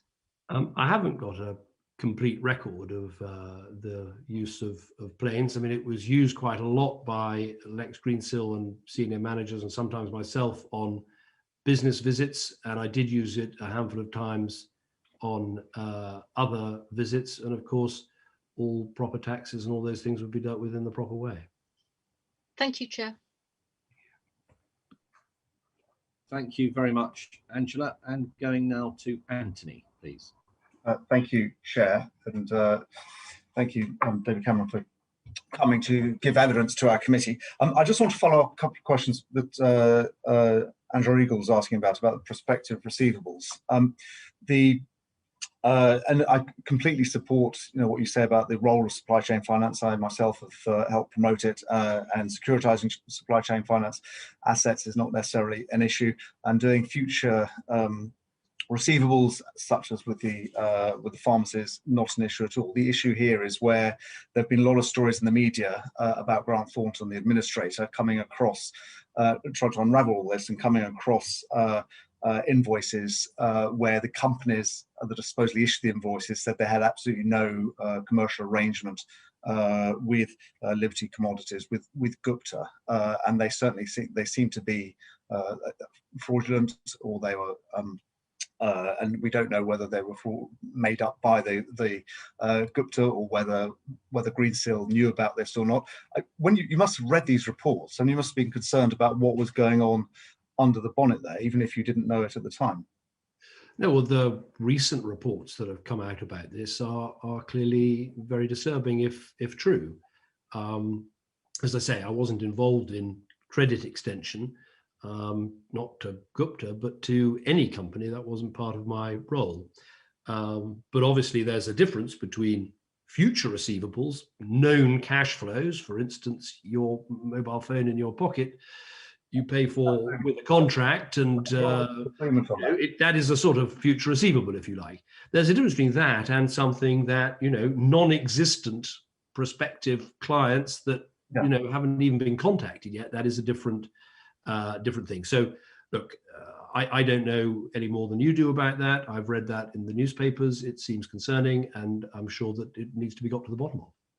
And some of the previous witnesses who've said that, securitizing these invoices where the companies actually don't have any commercial arrangement with Liberty, with Gupta, and securitizing them and then selling them on as assets, that they're quite clear that this is very strong appearance of basically being fraudulent. How concerned are you about that? That actually, fundamentally here, there was a large amount of fraud going on.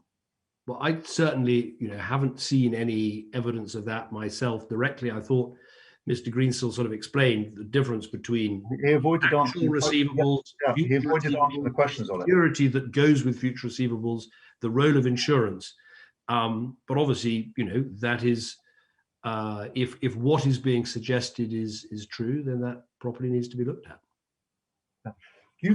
Some of the evidence we've been taking earlier was really about the role of financial regulation here, and supply chain finance, as you know, isn't regulated, and the Greensill itself was. I think the important point there, which is, business lending isn't regulated. I think it'd be wrong to sort of single out supply chain finance. Yeah, absolutely. Supply chain finance is trying to hide in some sort of dark corner. It is a form of business lending, and business lending isn't regulated. You're the expert here, having run the British Bankers Association. So there are arguments about how to better extend and use regulation, but I think it's important to make that point. Yeah, no, absolutely. And there's very, lending from one company to another is regulated, is under civil contract law. It's between two professional partners. It isn't regulated by the Financial Conduct Authority. The principles of regulation are either generally consumer protection or depositor protection if it's a bank, and neither of those apply to business lending or supply chain finance. What my question though really is, and one of the remits of our inquiry here at the Treasury Select Committee, is to learn if there are any lessons for financial regulation. And obviously you weren't the Chancellor directly responsible for financial regulation, but you ran a government that did a huge amounts of financial re-regulation. And from your involvement in this, are there, from your point of view and what you've learned, are there any lessons to be learnt about financial regulations or suggested changes that you think the government should look at? Well, I think I've listened to the evidence that you've had this week. I think the FCA made some very good points about the AR regime. I think the points Mr. Greensill made about credit insurance are important. I think what the FCA said about, even if there isn't greater regulation, having better information, not least so that you can see when something might become systemically important. I thought that was important. I just make one point as you do it, which is we must continue, if we can in this country, to be a financial technological innovator. I mean, look, okay, this business failed, so perhaps this is not the right time to make this point, but there's a lot of innovation that's taking place that are taking things that banks tended to do quite badly and making it cheaper and more effective for our constituents. And I'd take the example, for instance, of remittances. We've all got many constituents who work very hard and send some of the money home to families in other countries.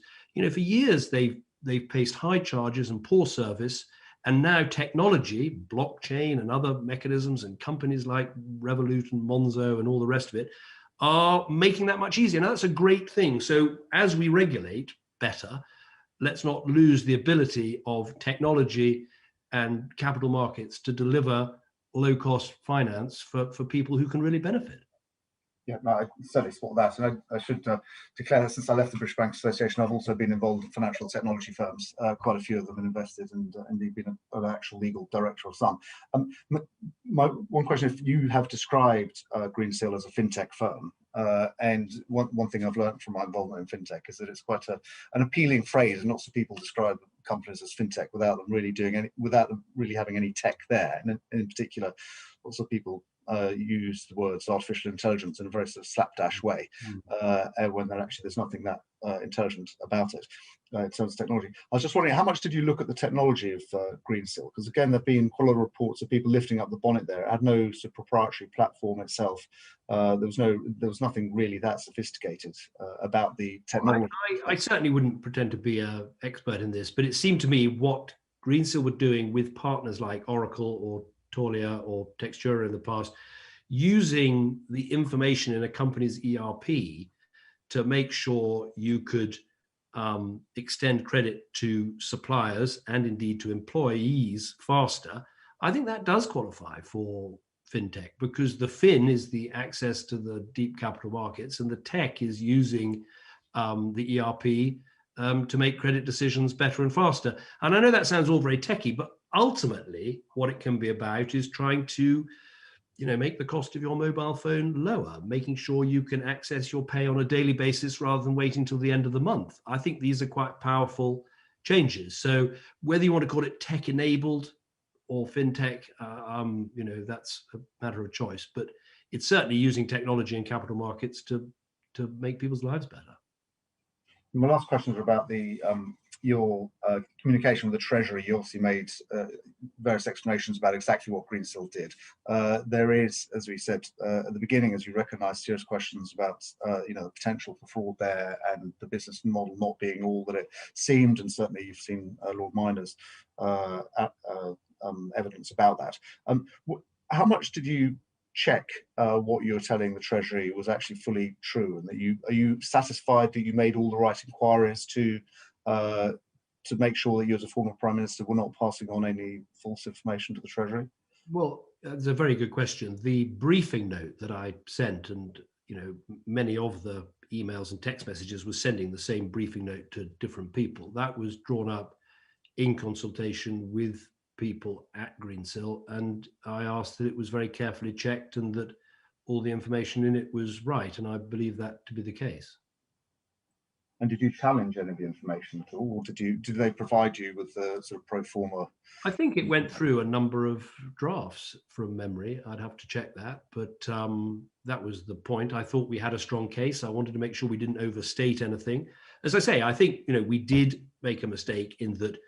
Here was the CCFF, here was our proposal to enter into it, and we took too many iterations to get to something that was really tailored to UK SMEs, sterling currency only, qualifying companies. We should have got there faster, and that is, you know, I was frustrated about that, and that's a, you know, regret, and that did mean there was more contact than there otherwise should have been.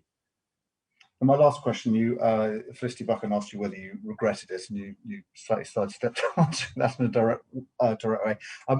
If you're in the same situation again, what exactly would you do differently, or would you do exactly the same again? Well, the first thing is, if you work for a company that goes into administration, you look back and think, could I have made a different choice? You know, I did do due diligence, I did ask people, and all the rest of it, but you know, it is a very depressing experience working for a company that goes into administration, and all the regret about the people who've lost their jobs and all the rest of it. So that obviously is something you'd think about.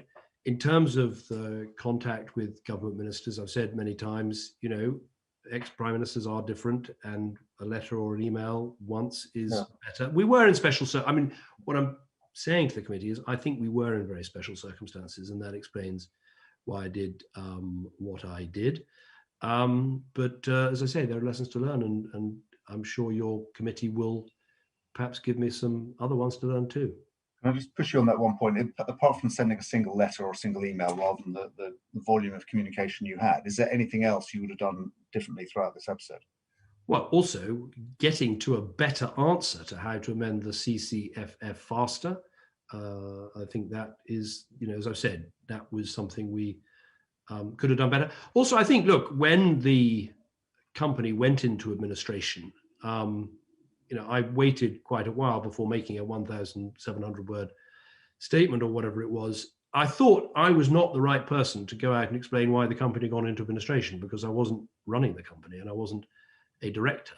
But I think the expectation that someone else would take that up and was perhaps something I might do differently. Okay, thank you very much for your answers. Thank you, Anthony. I'm just going to go back to Angela, please. Thank you very much. Mr. Cameron, have you got anything to say to those who've lost money, who invested in the funds in Credit Suisse, those small German towns whose townships have lost a lot of money because of the what's happened at Greensill Bank? Do you have anything to say to them now?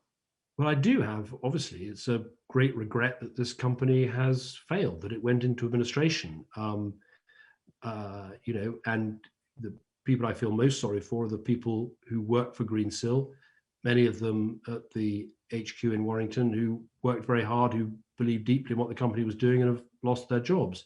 And of course, if anyone does lose money through their investments, that's a matter of regret. My understanding is with the funds is it takes time for the assets to run off, because a lot of them are receivables. And if the underlying company is still paying their suppliers and therefore paying back the funds, that money will be recovered. So I think it will take some time before we know what exactly the consequences are.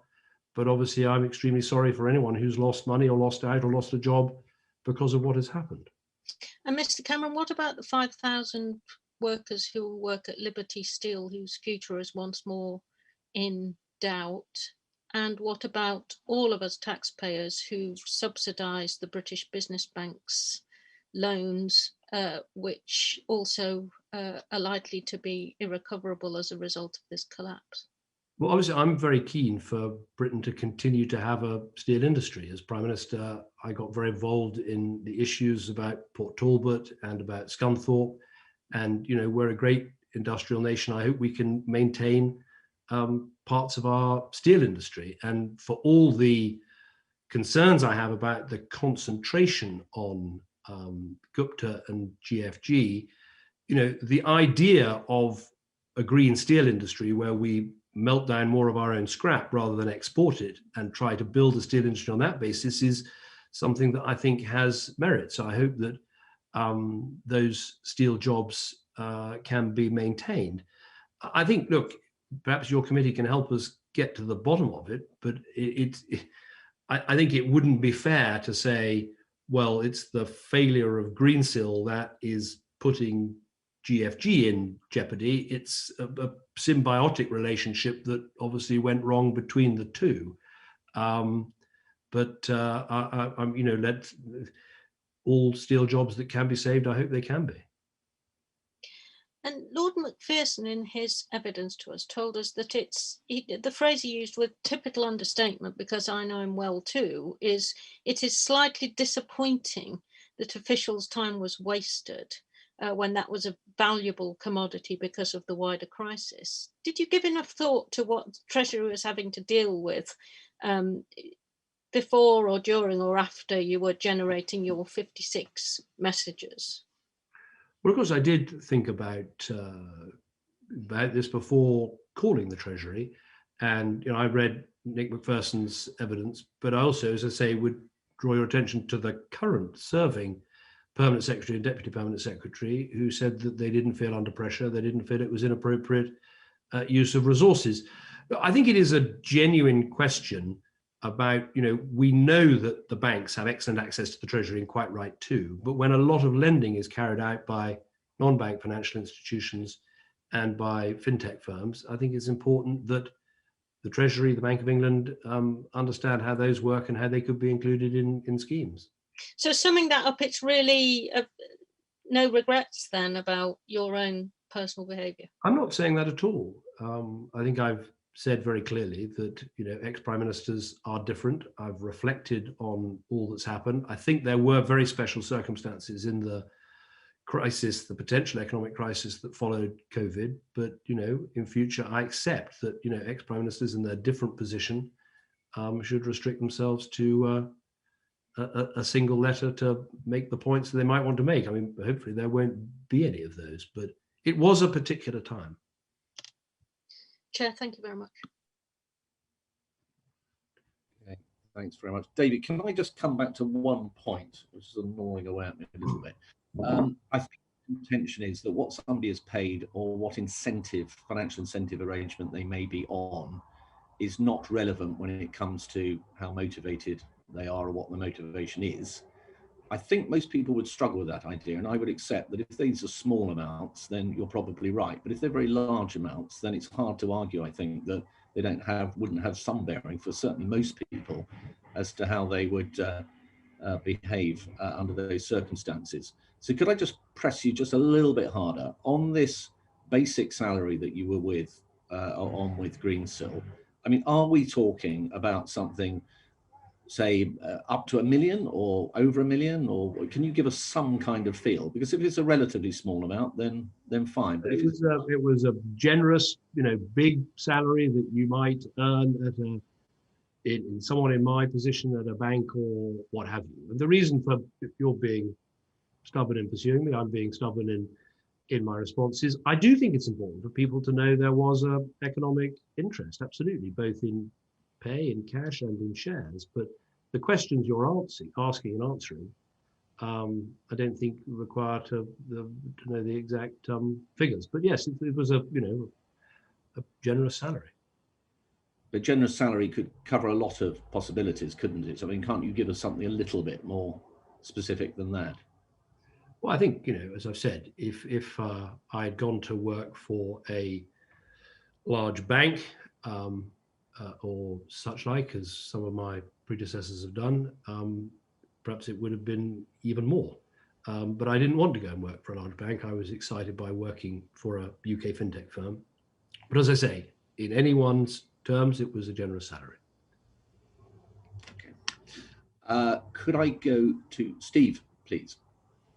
Thank you, Chair. And I refer to my registered shareholding in GlimpPay, which I do because we may return to fintech. Mr. Cameron, could I just ask you to explain, perhaps you might like to refer to pharmacies, why you were so keen on supply chain finance?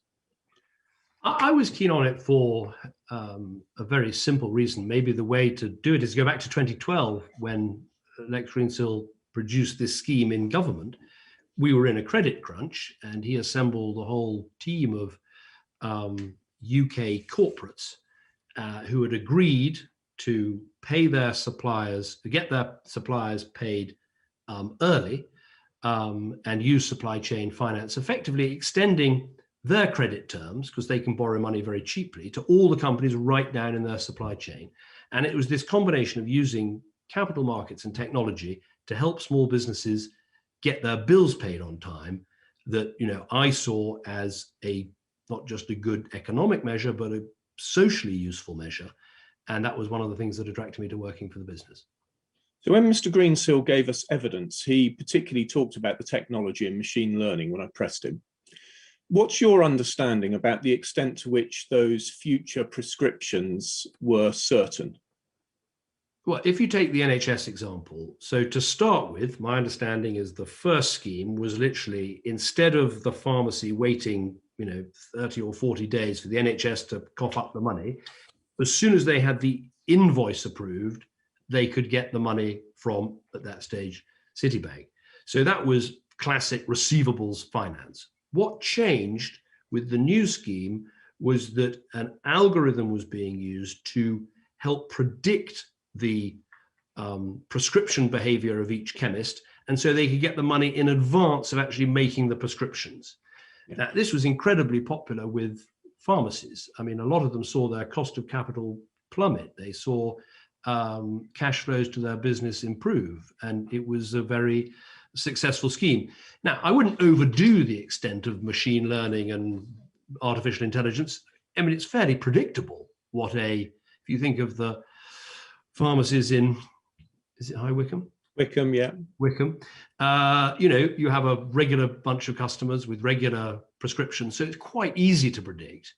But that was the use of some artificial intelligence, some algorithm to predict it. But I wouldn't overdo it. But that is a future receivable, and people getting paid for it early. But how much was that market, for want of a better term, worth? I don't have the figures, and I don't want to give a misleading figure. I mean, I think it was, I mean, I think we're talking hundreds of millions, because I think it was somewhere towards 20% of NHS pharmacies that were using it. So, I mean, for instance, I can read here, one pharmacy said to us that we were reducing their annual charges from £7,000 to £400. So replacing, you know, old-fashioned bank finance with supply chain finance was meaningful for these pharmacies. And also, Lex Greensill explained, probably saved the NHS £100 million a year too. I'm just referring to a Times article of the 27th of March, which suggests in a paragraph connecting a meeting between Lex Greensill and Richard Douglas at the Department of Health. But in that paragraph, it connects it with a figure of 10 billion a year. I think the point I'm making here really is that these are very large sums of money involved when the public sector is really getting stuck into supply chain finance, aren't they?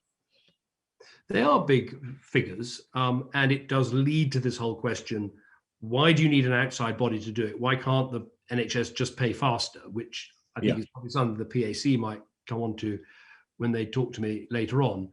But I think that is really worth answering, because the truth is two things. One is, there's a lot of bureaucracy in government, and even with the best will in the world, sometimes the early payment just simply doesn't happen, point one. And point two, I think Nick Macpherson in his evidence to you was very clear about this. He said, although the Treasury is in favour of it in theory, in practice, early payment means the Treasury borrowing more money and paying more interest on it. And so there is a cost. And I think what is useful about using supply chain finance, even in the public sector, is, of course, if you're paying big suppliers, you know, early, they are paying for the benefit of that rather than the taxpayer. So I think it'd be sad to sort of rule out supply chain finance in the public sector, because I think it can be very helpful for small businesses like pharmacies, and it can actually save money for the government at the same time. So those of us who've been involved with running businesses will know that it's common practice for a board to just work out strategically what the potential size of their business could be, what the size of their customer base and their market could be.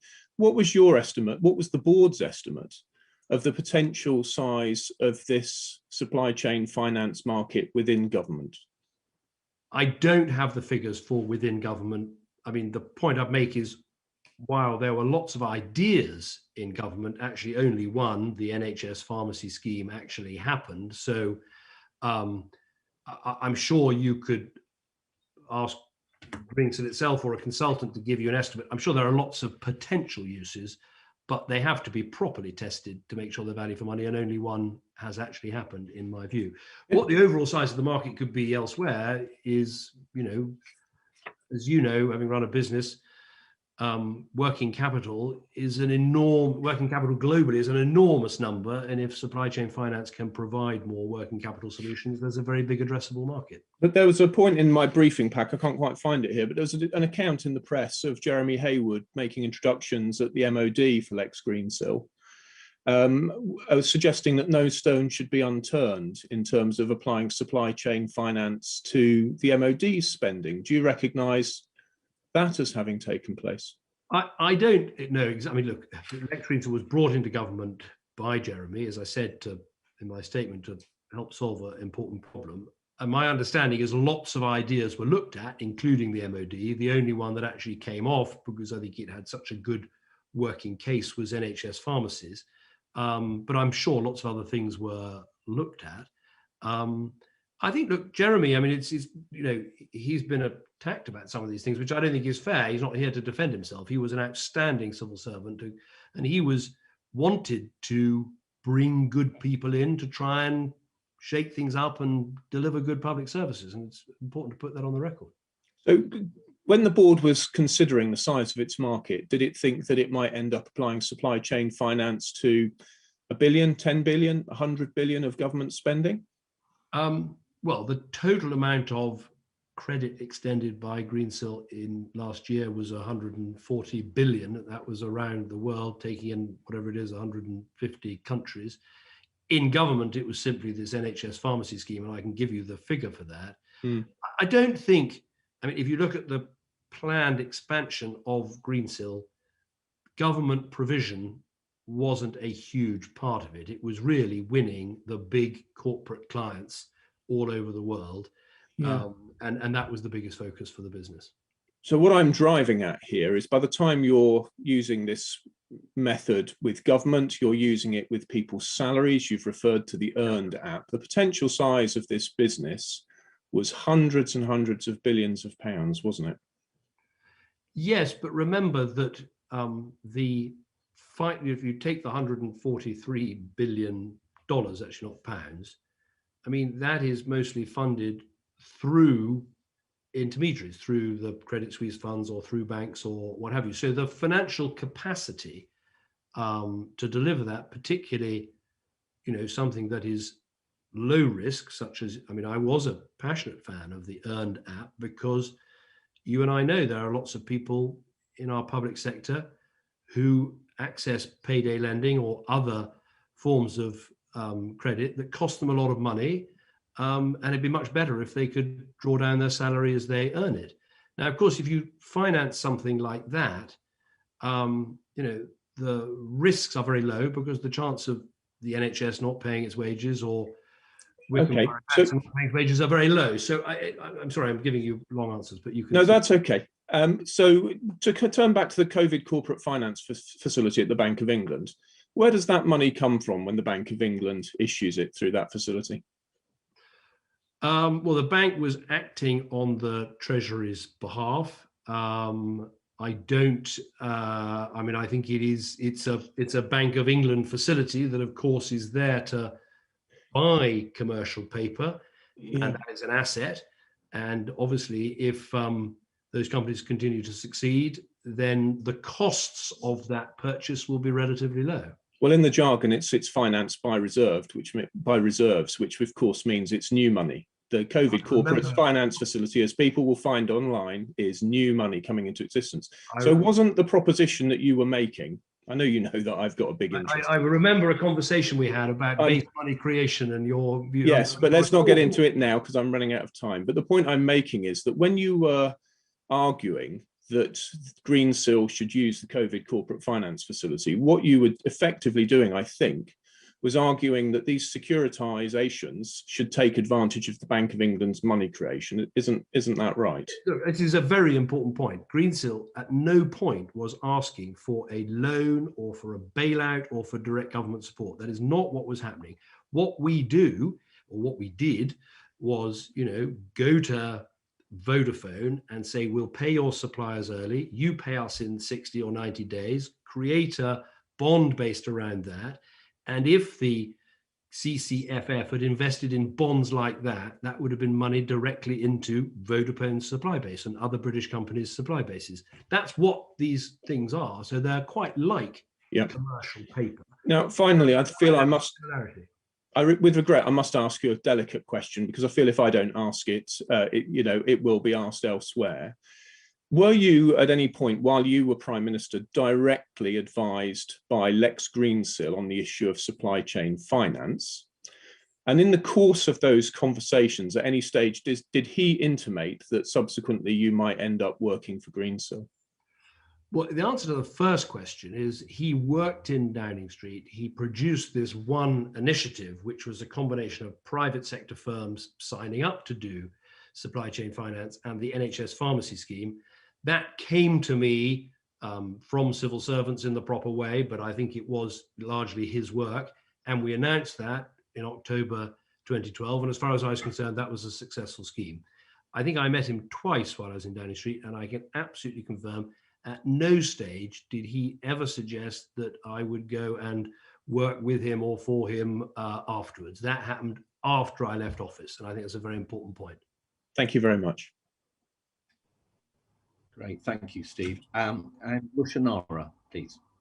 Thank you. Good Mr. Cameron, Eid Mubarak. I'm spending my afternoon with you instead of my family, and I'm looking forward to finishing and joining them. We've established that Mr. Sanjeev Gupta was a major customer of Greensill.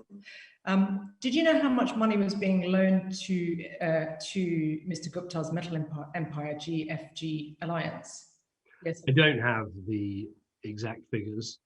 As I say, I wasn't involved in the credit committee. I wasn't responsible for extending credit, so I wasn't responsible for those decisions. So I don't have a figure for you. The question was, did you know how much money was being loaned out to Gupta's Metal Empire? No, I don't have that figure. You didn't know? You didn't know? I knew that GLG was a significant customer of Greensill. I knew there was an issue about client concentration. I asked questions about that. I was reassured there was a plan to deal with that. And I think that's one of the important reasons for this business not succeeding. The Financial Times article in 2018 spoke about the Greensill link and described it as financial alchemy. And yet you talked earlier about doing the due diligence, and it seems like for someone who ran our country, that perhaps that due diligence didn't serve you well ultimately. I'm going to move on to another question. We established in the earlier comments and also the evidence you've submitted that you lobbied the Chancellor. You also lobbied the then Business Minister Nadhim Zahawi in June 2020. His department is responsible for the British Business Bank. And our understanding is that you are pressing for a maximum loan to Greensill that could be made under the Treasury's coronavirus large business interruption loan scheme, which was increased ultimately from 50 million to 200 million, and that was crucial. And so could we infer from what ultimately happened, which is that 8 times 50 million pounds of loans were split, and Mr. Greensill's company were able to then give that loan to GFG linked companies, that lobbying effort, that intensive lobbying effort ultimately did pay off? No, I wouldn't say that at all, because the Greensill approached, as I understand it, the British Business Bank to be accredited as a lender under these schemes, something which I had absolutely no involvement with. And it was accredited, as I think were some other fintech firms, not just traditional banks.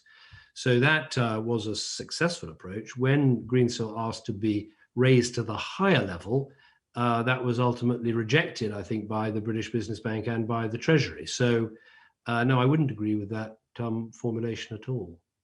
Okay, so did you, can I just check, did you discuss the British Business Bank as a possible route to getting funding for Greensill at your meeting with the Bank of England? I don't believe I did. As I say, I wasn't at all involved until the moment of asking whether it could go up to the higher level in the British Business Bank accreditation process. My involvement with the Bank of England and the Treasury was all about the CCFF, because that was where I think we were most enthusiastic about having a product that we thought was even better than what they were suggesting and fitted in quite well. And did you have, so you're pretty confident that you didn't discuss the other scheme, the CLBILS scheme, with the bank? What about, did you have any discussions with Nigel Boardman, who was a non-executive board member of the... I must qualify something. Of course, Richard Sharp, I did have there's an email, text exchange in there. Richard Sharp, he wasn't at the bank at that stage, he was at the Treasury, but just make that point. Sorry, your question about Nigel Boardman. Yes, did you have any discussions about the British Business Bank as a possible route to getting funding with Nigel Boardman? Have you had any conversation with him in the last couple of years? He was, after all, the exec board member, and also he's leading the inquiry that the current Prime Minister has announced. I haven't got any record of conversations with him in the last 2 years. I can double check that. I certainly haven't discussed any of these issues with him, but I'm going to take part in his inquiry. Okay. I think I'm seeing him next week.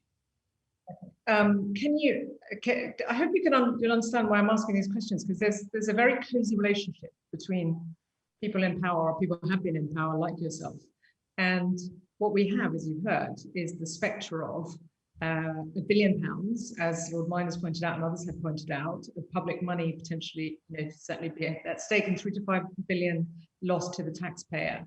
And what we've heard today, you're suggesting that frankly, it feels like you're not taking responsibility for what's happened. I just want to come back to this point about Mr. Greensill. When he gave evidence on Tuesday, I asked the question about the loans to Mr. Gupta's companies. Can you just confirm for me the press reports that Greensill loaned a total of 400 million in the CLBILS loans to GFG linked companies, and that they were split across 8 loans of 50 million?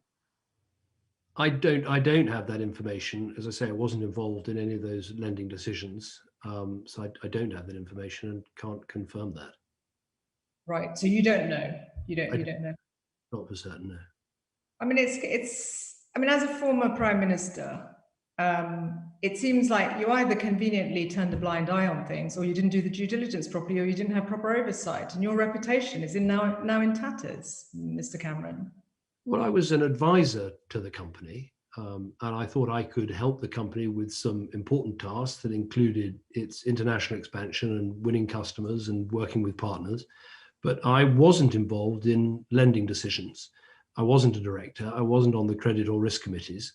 And I think that, that is a perfectly good way of working with a business. You're not responsible for the day-to-day decisions. You're not responsible for the lending decisions, but nonetheless, you're working with the team to try and help them expand the business.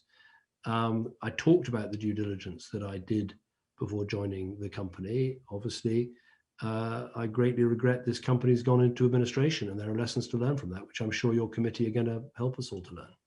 But the issue here is that Mr. Greensill's company did find a way of circumventing the 50 million cap, and ultimately 400 million pounds worth of government taxpayer-funded loans were made available to Gupta. And you know very well the risks to steel workers, thousands of them, and the wider impact on people and the taxpayer. Should you not take some responsibility for what's happened? Because it seems like, we're gonna, well, you're famously known as Teflon Man, you're very, you're a great survivor, and no one's taking responsibility. And yet taxpayers are going to be already affected, and are going to continue to be affected by this. Well, of course, I take responsibility for my decision to work with this business. I take responsibility for the decisions I made with respect to contacting the government for all of those things. As I said to you, I hope that these steel jobs survive. I'm not clear about, I watch Paul Miner's evidence about this cost to the taxpayer. I really think, your committee will be able to ask the Treasury for an accurate breakdown of what these costs should be, because what might be, because we haven't, I think, seen those. But at the very least, it's 400, with respect, at the very least, it will be 400 million at the very conservative estimate, because those are the loans. Well, I think the difficulty is that, it is a criticism of Greensill that it was overexposed to Gupta and lent too much money to Gupta. But if you're saying that, it's hard to say at the same time that it wasn't trying to support jobs in the steel industry. I think perhaps the problem is there needed to be more skepticism from Greensill about Gupta and what was happening, rather than believing that actually the vision would be turned to reality. But we're getting a bit beyond our brief. But I think it's going to be a while before we know how this works out. But I hope we'll be able to have as many steel jobs in this country as we possibly can. I think what I'm trying to establish is what I'm trying to understand is what the actual overall impact has been. You've been given a very hard time about the lobbying operation, and I would say that from ultimately from what happened, your association with Greensill and the lobbying operation that took place did actually, in the end, benefit the company that you were working with. I don't follow that argument, I'm afraid, because what we were asking for, an extension of the CCFF to include supply chain finance, didn't happen. The Greensill's accreditation with the British Business Bank didn't involve any lobbying at all. It was Greensill going through the accreditation process, and like some other fintech companies, it was accredited as a CBILS lender. So the argument you're making, I don't follow, because actually ultimately the lobbying effort was unsuccessful. The Treasury gave good reasons for that, as I said in my evidence earlier. And the Treasury also announced this new scheme. It was the Treasury Department, not the British Business Bank, which was the CLBLS scheme. So anyway, the point here is that this company ultimately did manage to access, through these 8 different £50 million loans, access loans, which were then provided to companies associated with Mr. Gupta, which has left the taxpayer short. I mean, can I just say that having listened to the evidence session and your response, I think what people will be really, really deeply concerned and alarmed about is that how you allowed, frankly, someone who was, using you here, either at best he was using you, Mr. Greensill, and at worst, well, frankly, exploiting your reputation and bringing the office of the former Prime Minister into disrepute. And you kind of went along with it. You played along, and you should have been much, much more careful about the due diligence. And you turned a blind eye on things that were blindingly obvious. Well, obviously, I take a different view, which is that I chose to work for Greensill because I thought it had a good core product in extending credit and early payment to small firms in our country. I believe that could be expanded with huge benefit. I believe that this could have been a UK fintech success story. Now, very sadly, that hasn't happened to be the case, but I did do due diligence. I did look at the board. I did look at the arrangements the company had in place. But obviously, I deeply regret that this company has failed, and that has consequences. Yeah, and huge consequences. And I think, you know, as those of us who've worked with you, it's bitterly disappointing. And frankly, you know, this particular scandal is a huge, I mean, its reputation is so damaging to our democracy because of the office you held. But it's damaging in terms of real consequences to real people's lives. Well, the point I would make is actually in our country, for all that I think we can improve transparency and rules around lobbying and everything else, is people can see when businesses meet with the government. We know that. In lots of countries we don't know that. And before I became Prime Minister, no one had any idea who was meeting with government. That is transparent. We have a lobbying act, so multi-client lobbyists have to declare who they lobby on behalf of. Of course, there's more we can do to improve these systems, but ultimately, a company I work with made a suggestion to the government turned it down, and the civil servants, I think, behaved impeccably throughout and have explained that what was done was perfectly appropriate and a sensible set of conversations were gone into. So I'd take a sort of different view about how this happened. The sad thing is that the company itself has now failed and jobs have been lost, and that has real world consequences. But I put it to you, Mr. Cameron, that what happened, and this was, don't forget, at a time when the government was dealing with public procurement contracts. You know, we now know that there was a separate VIP lane for government contracts, and your intense lobbying as a former Prime Minister made it very uncomfortable for ministers and for officials. And in the end, what I put to you is that, yes, the Treasury and others said no to you politely, but they found another route for you, which was through the British Business Bank and through the department, and that allowed. And if you look at the chronology of the announcements and that was made, that where the coronavirus large business interruption loan was introduced, it was done after that intensive lobbying. And I put it to you that actually you were successful ultimately in making sure that that company did benefit.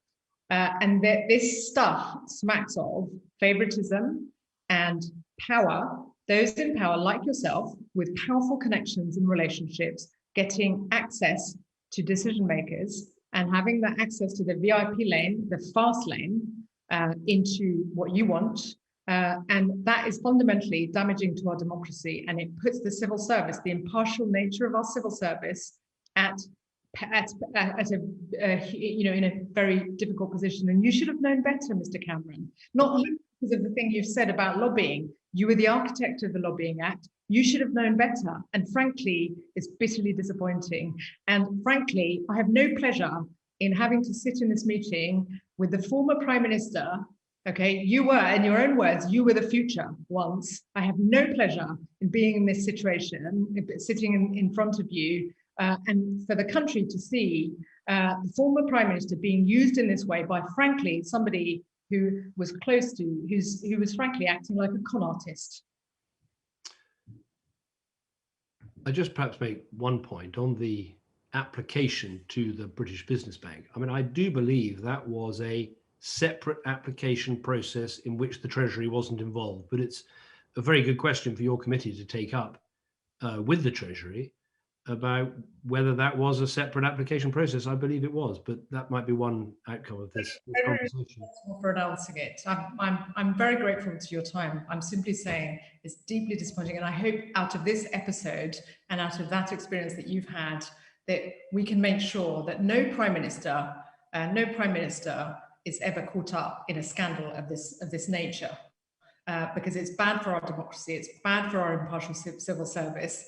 You will never be disassociated from the office of Prime Minister around the world. And even though you're not from my party, I have huge respect for the position of Prime Minister and a former Prime Minister, and it's bitterly disappointing what's happened. This whole episode is appalling for our country and our democracy. Right. David, unless you had anything further to say, I think that brings us to the end of this session. It's been a very difficult session, I think, for you, David, in a number of different ways, and undoubtedly the committee has been robust and in some cases extremely robust with you. However, we are a courteous committee. We do very much appreciate you having appeared before us today, and I know you will have found it difficult in part, but you did stand up and be counted and come and sit in front of this committee and take our questions, and for that we are grateful. And that concludes this session. Order. Okay, thanks very much. Thank you. Thanks very much. Committee room 18.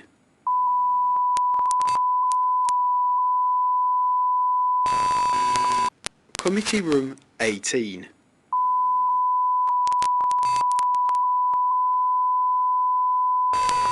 Committee room 18.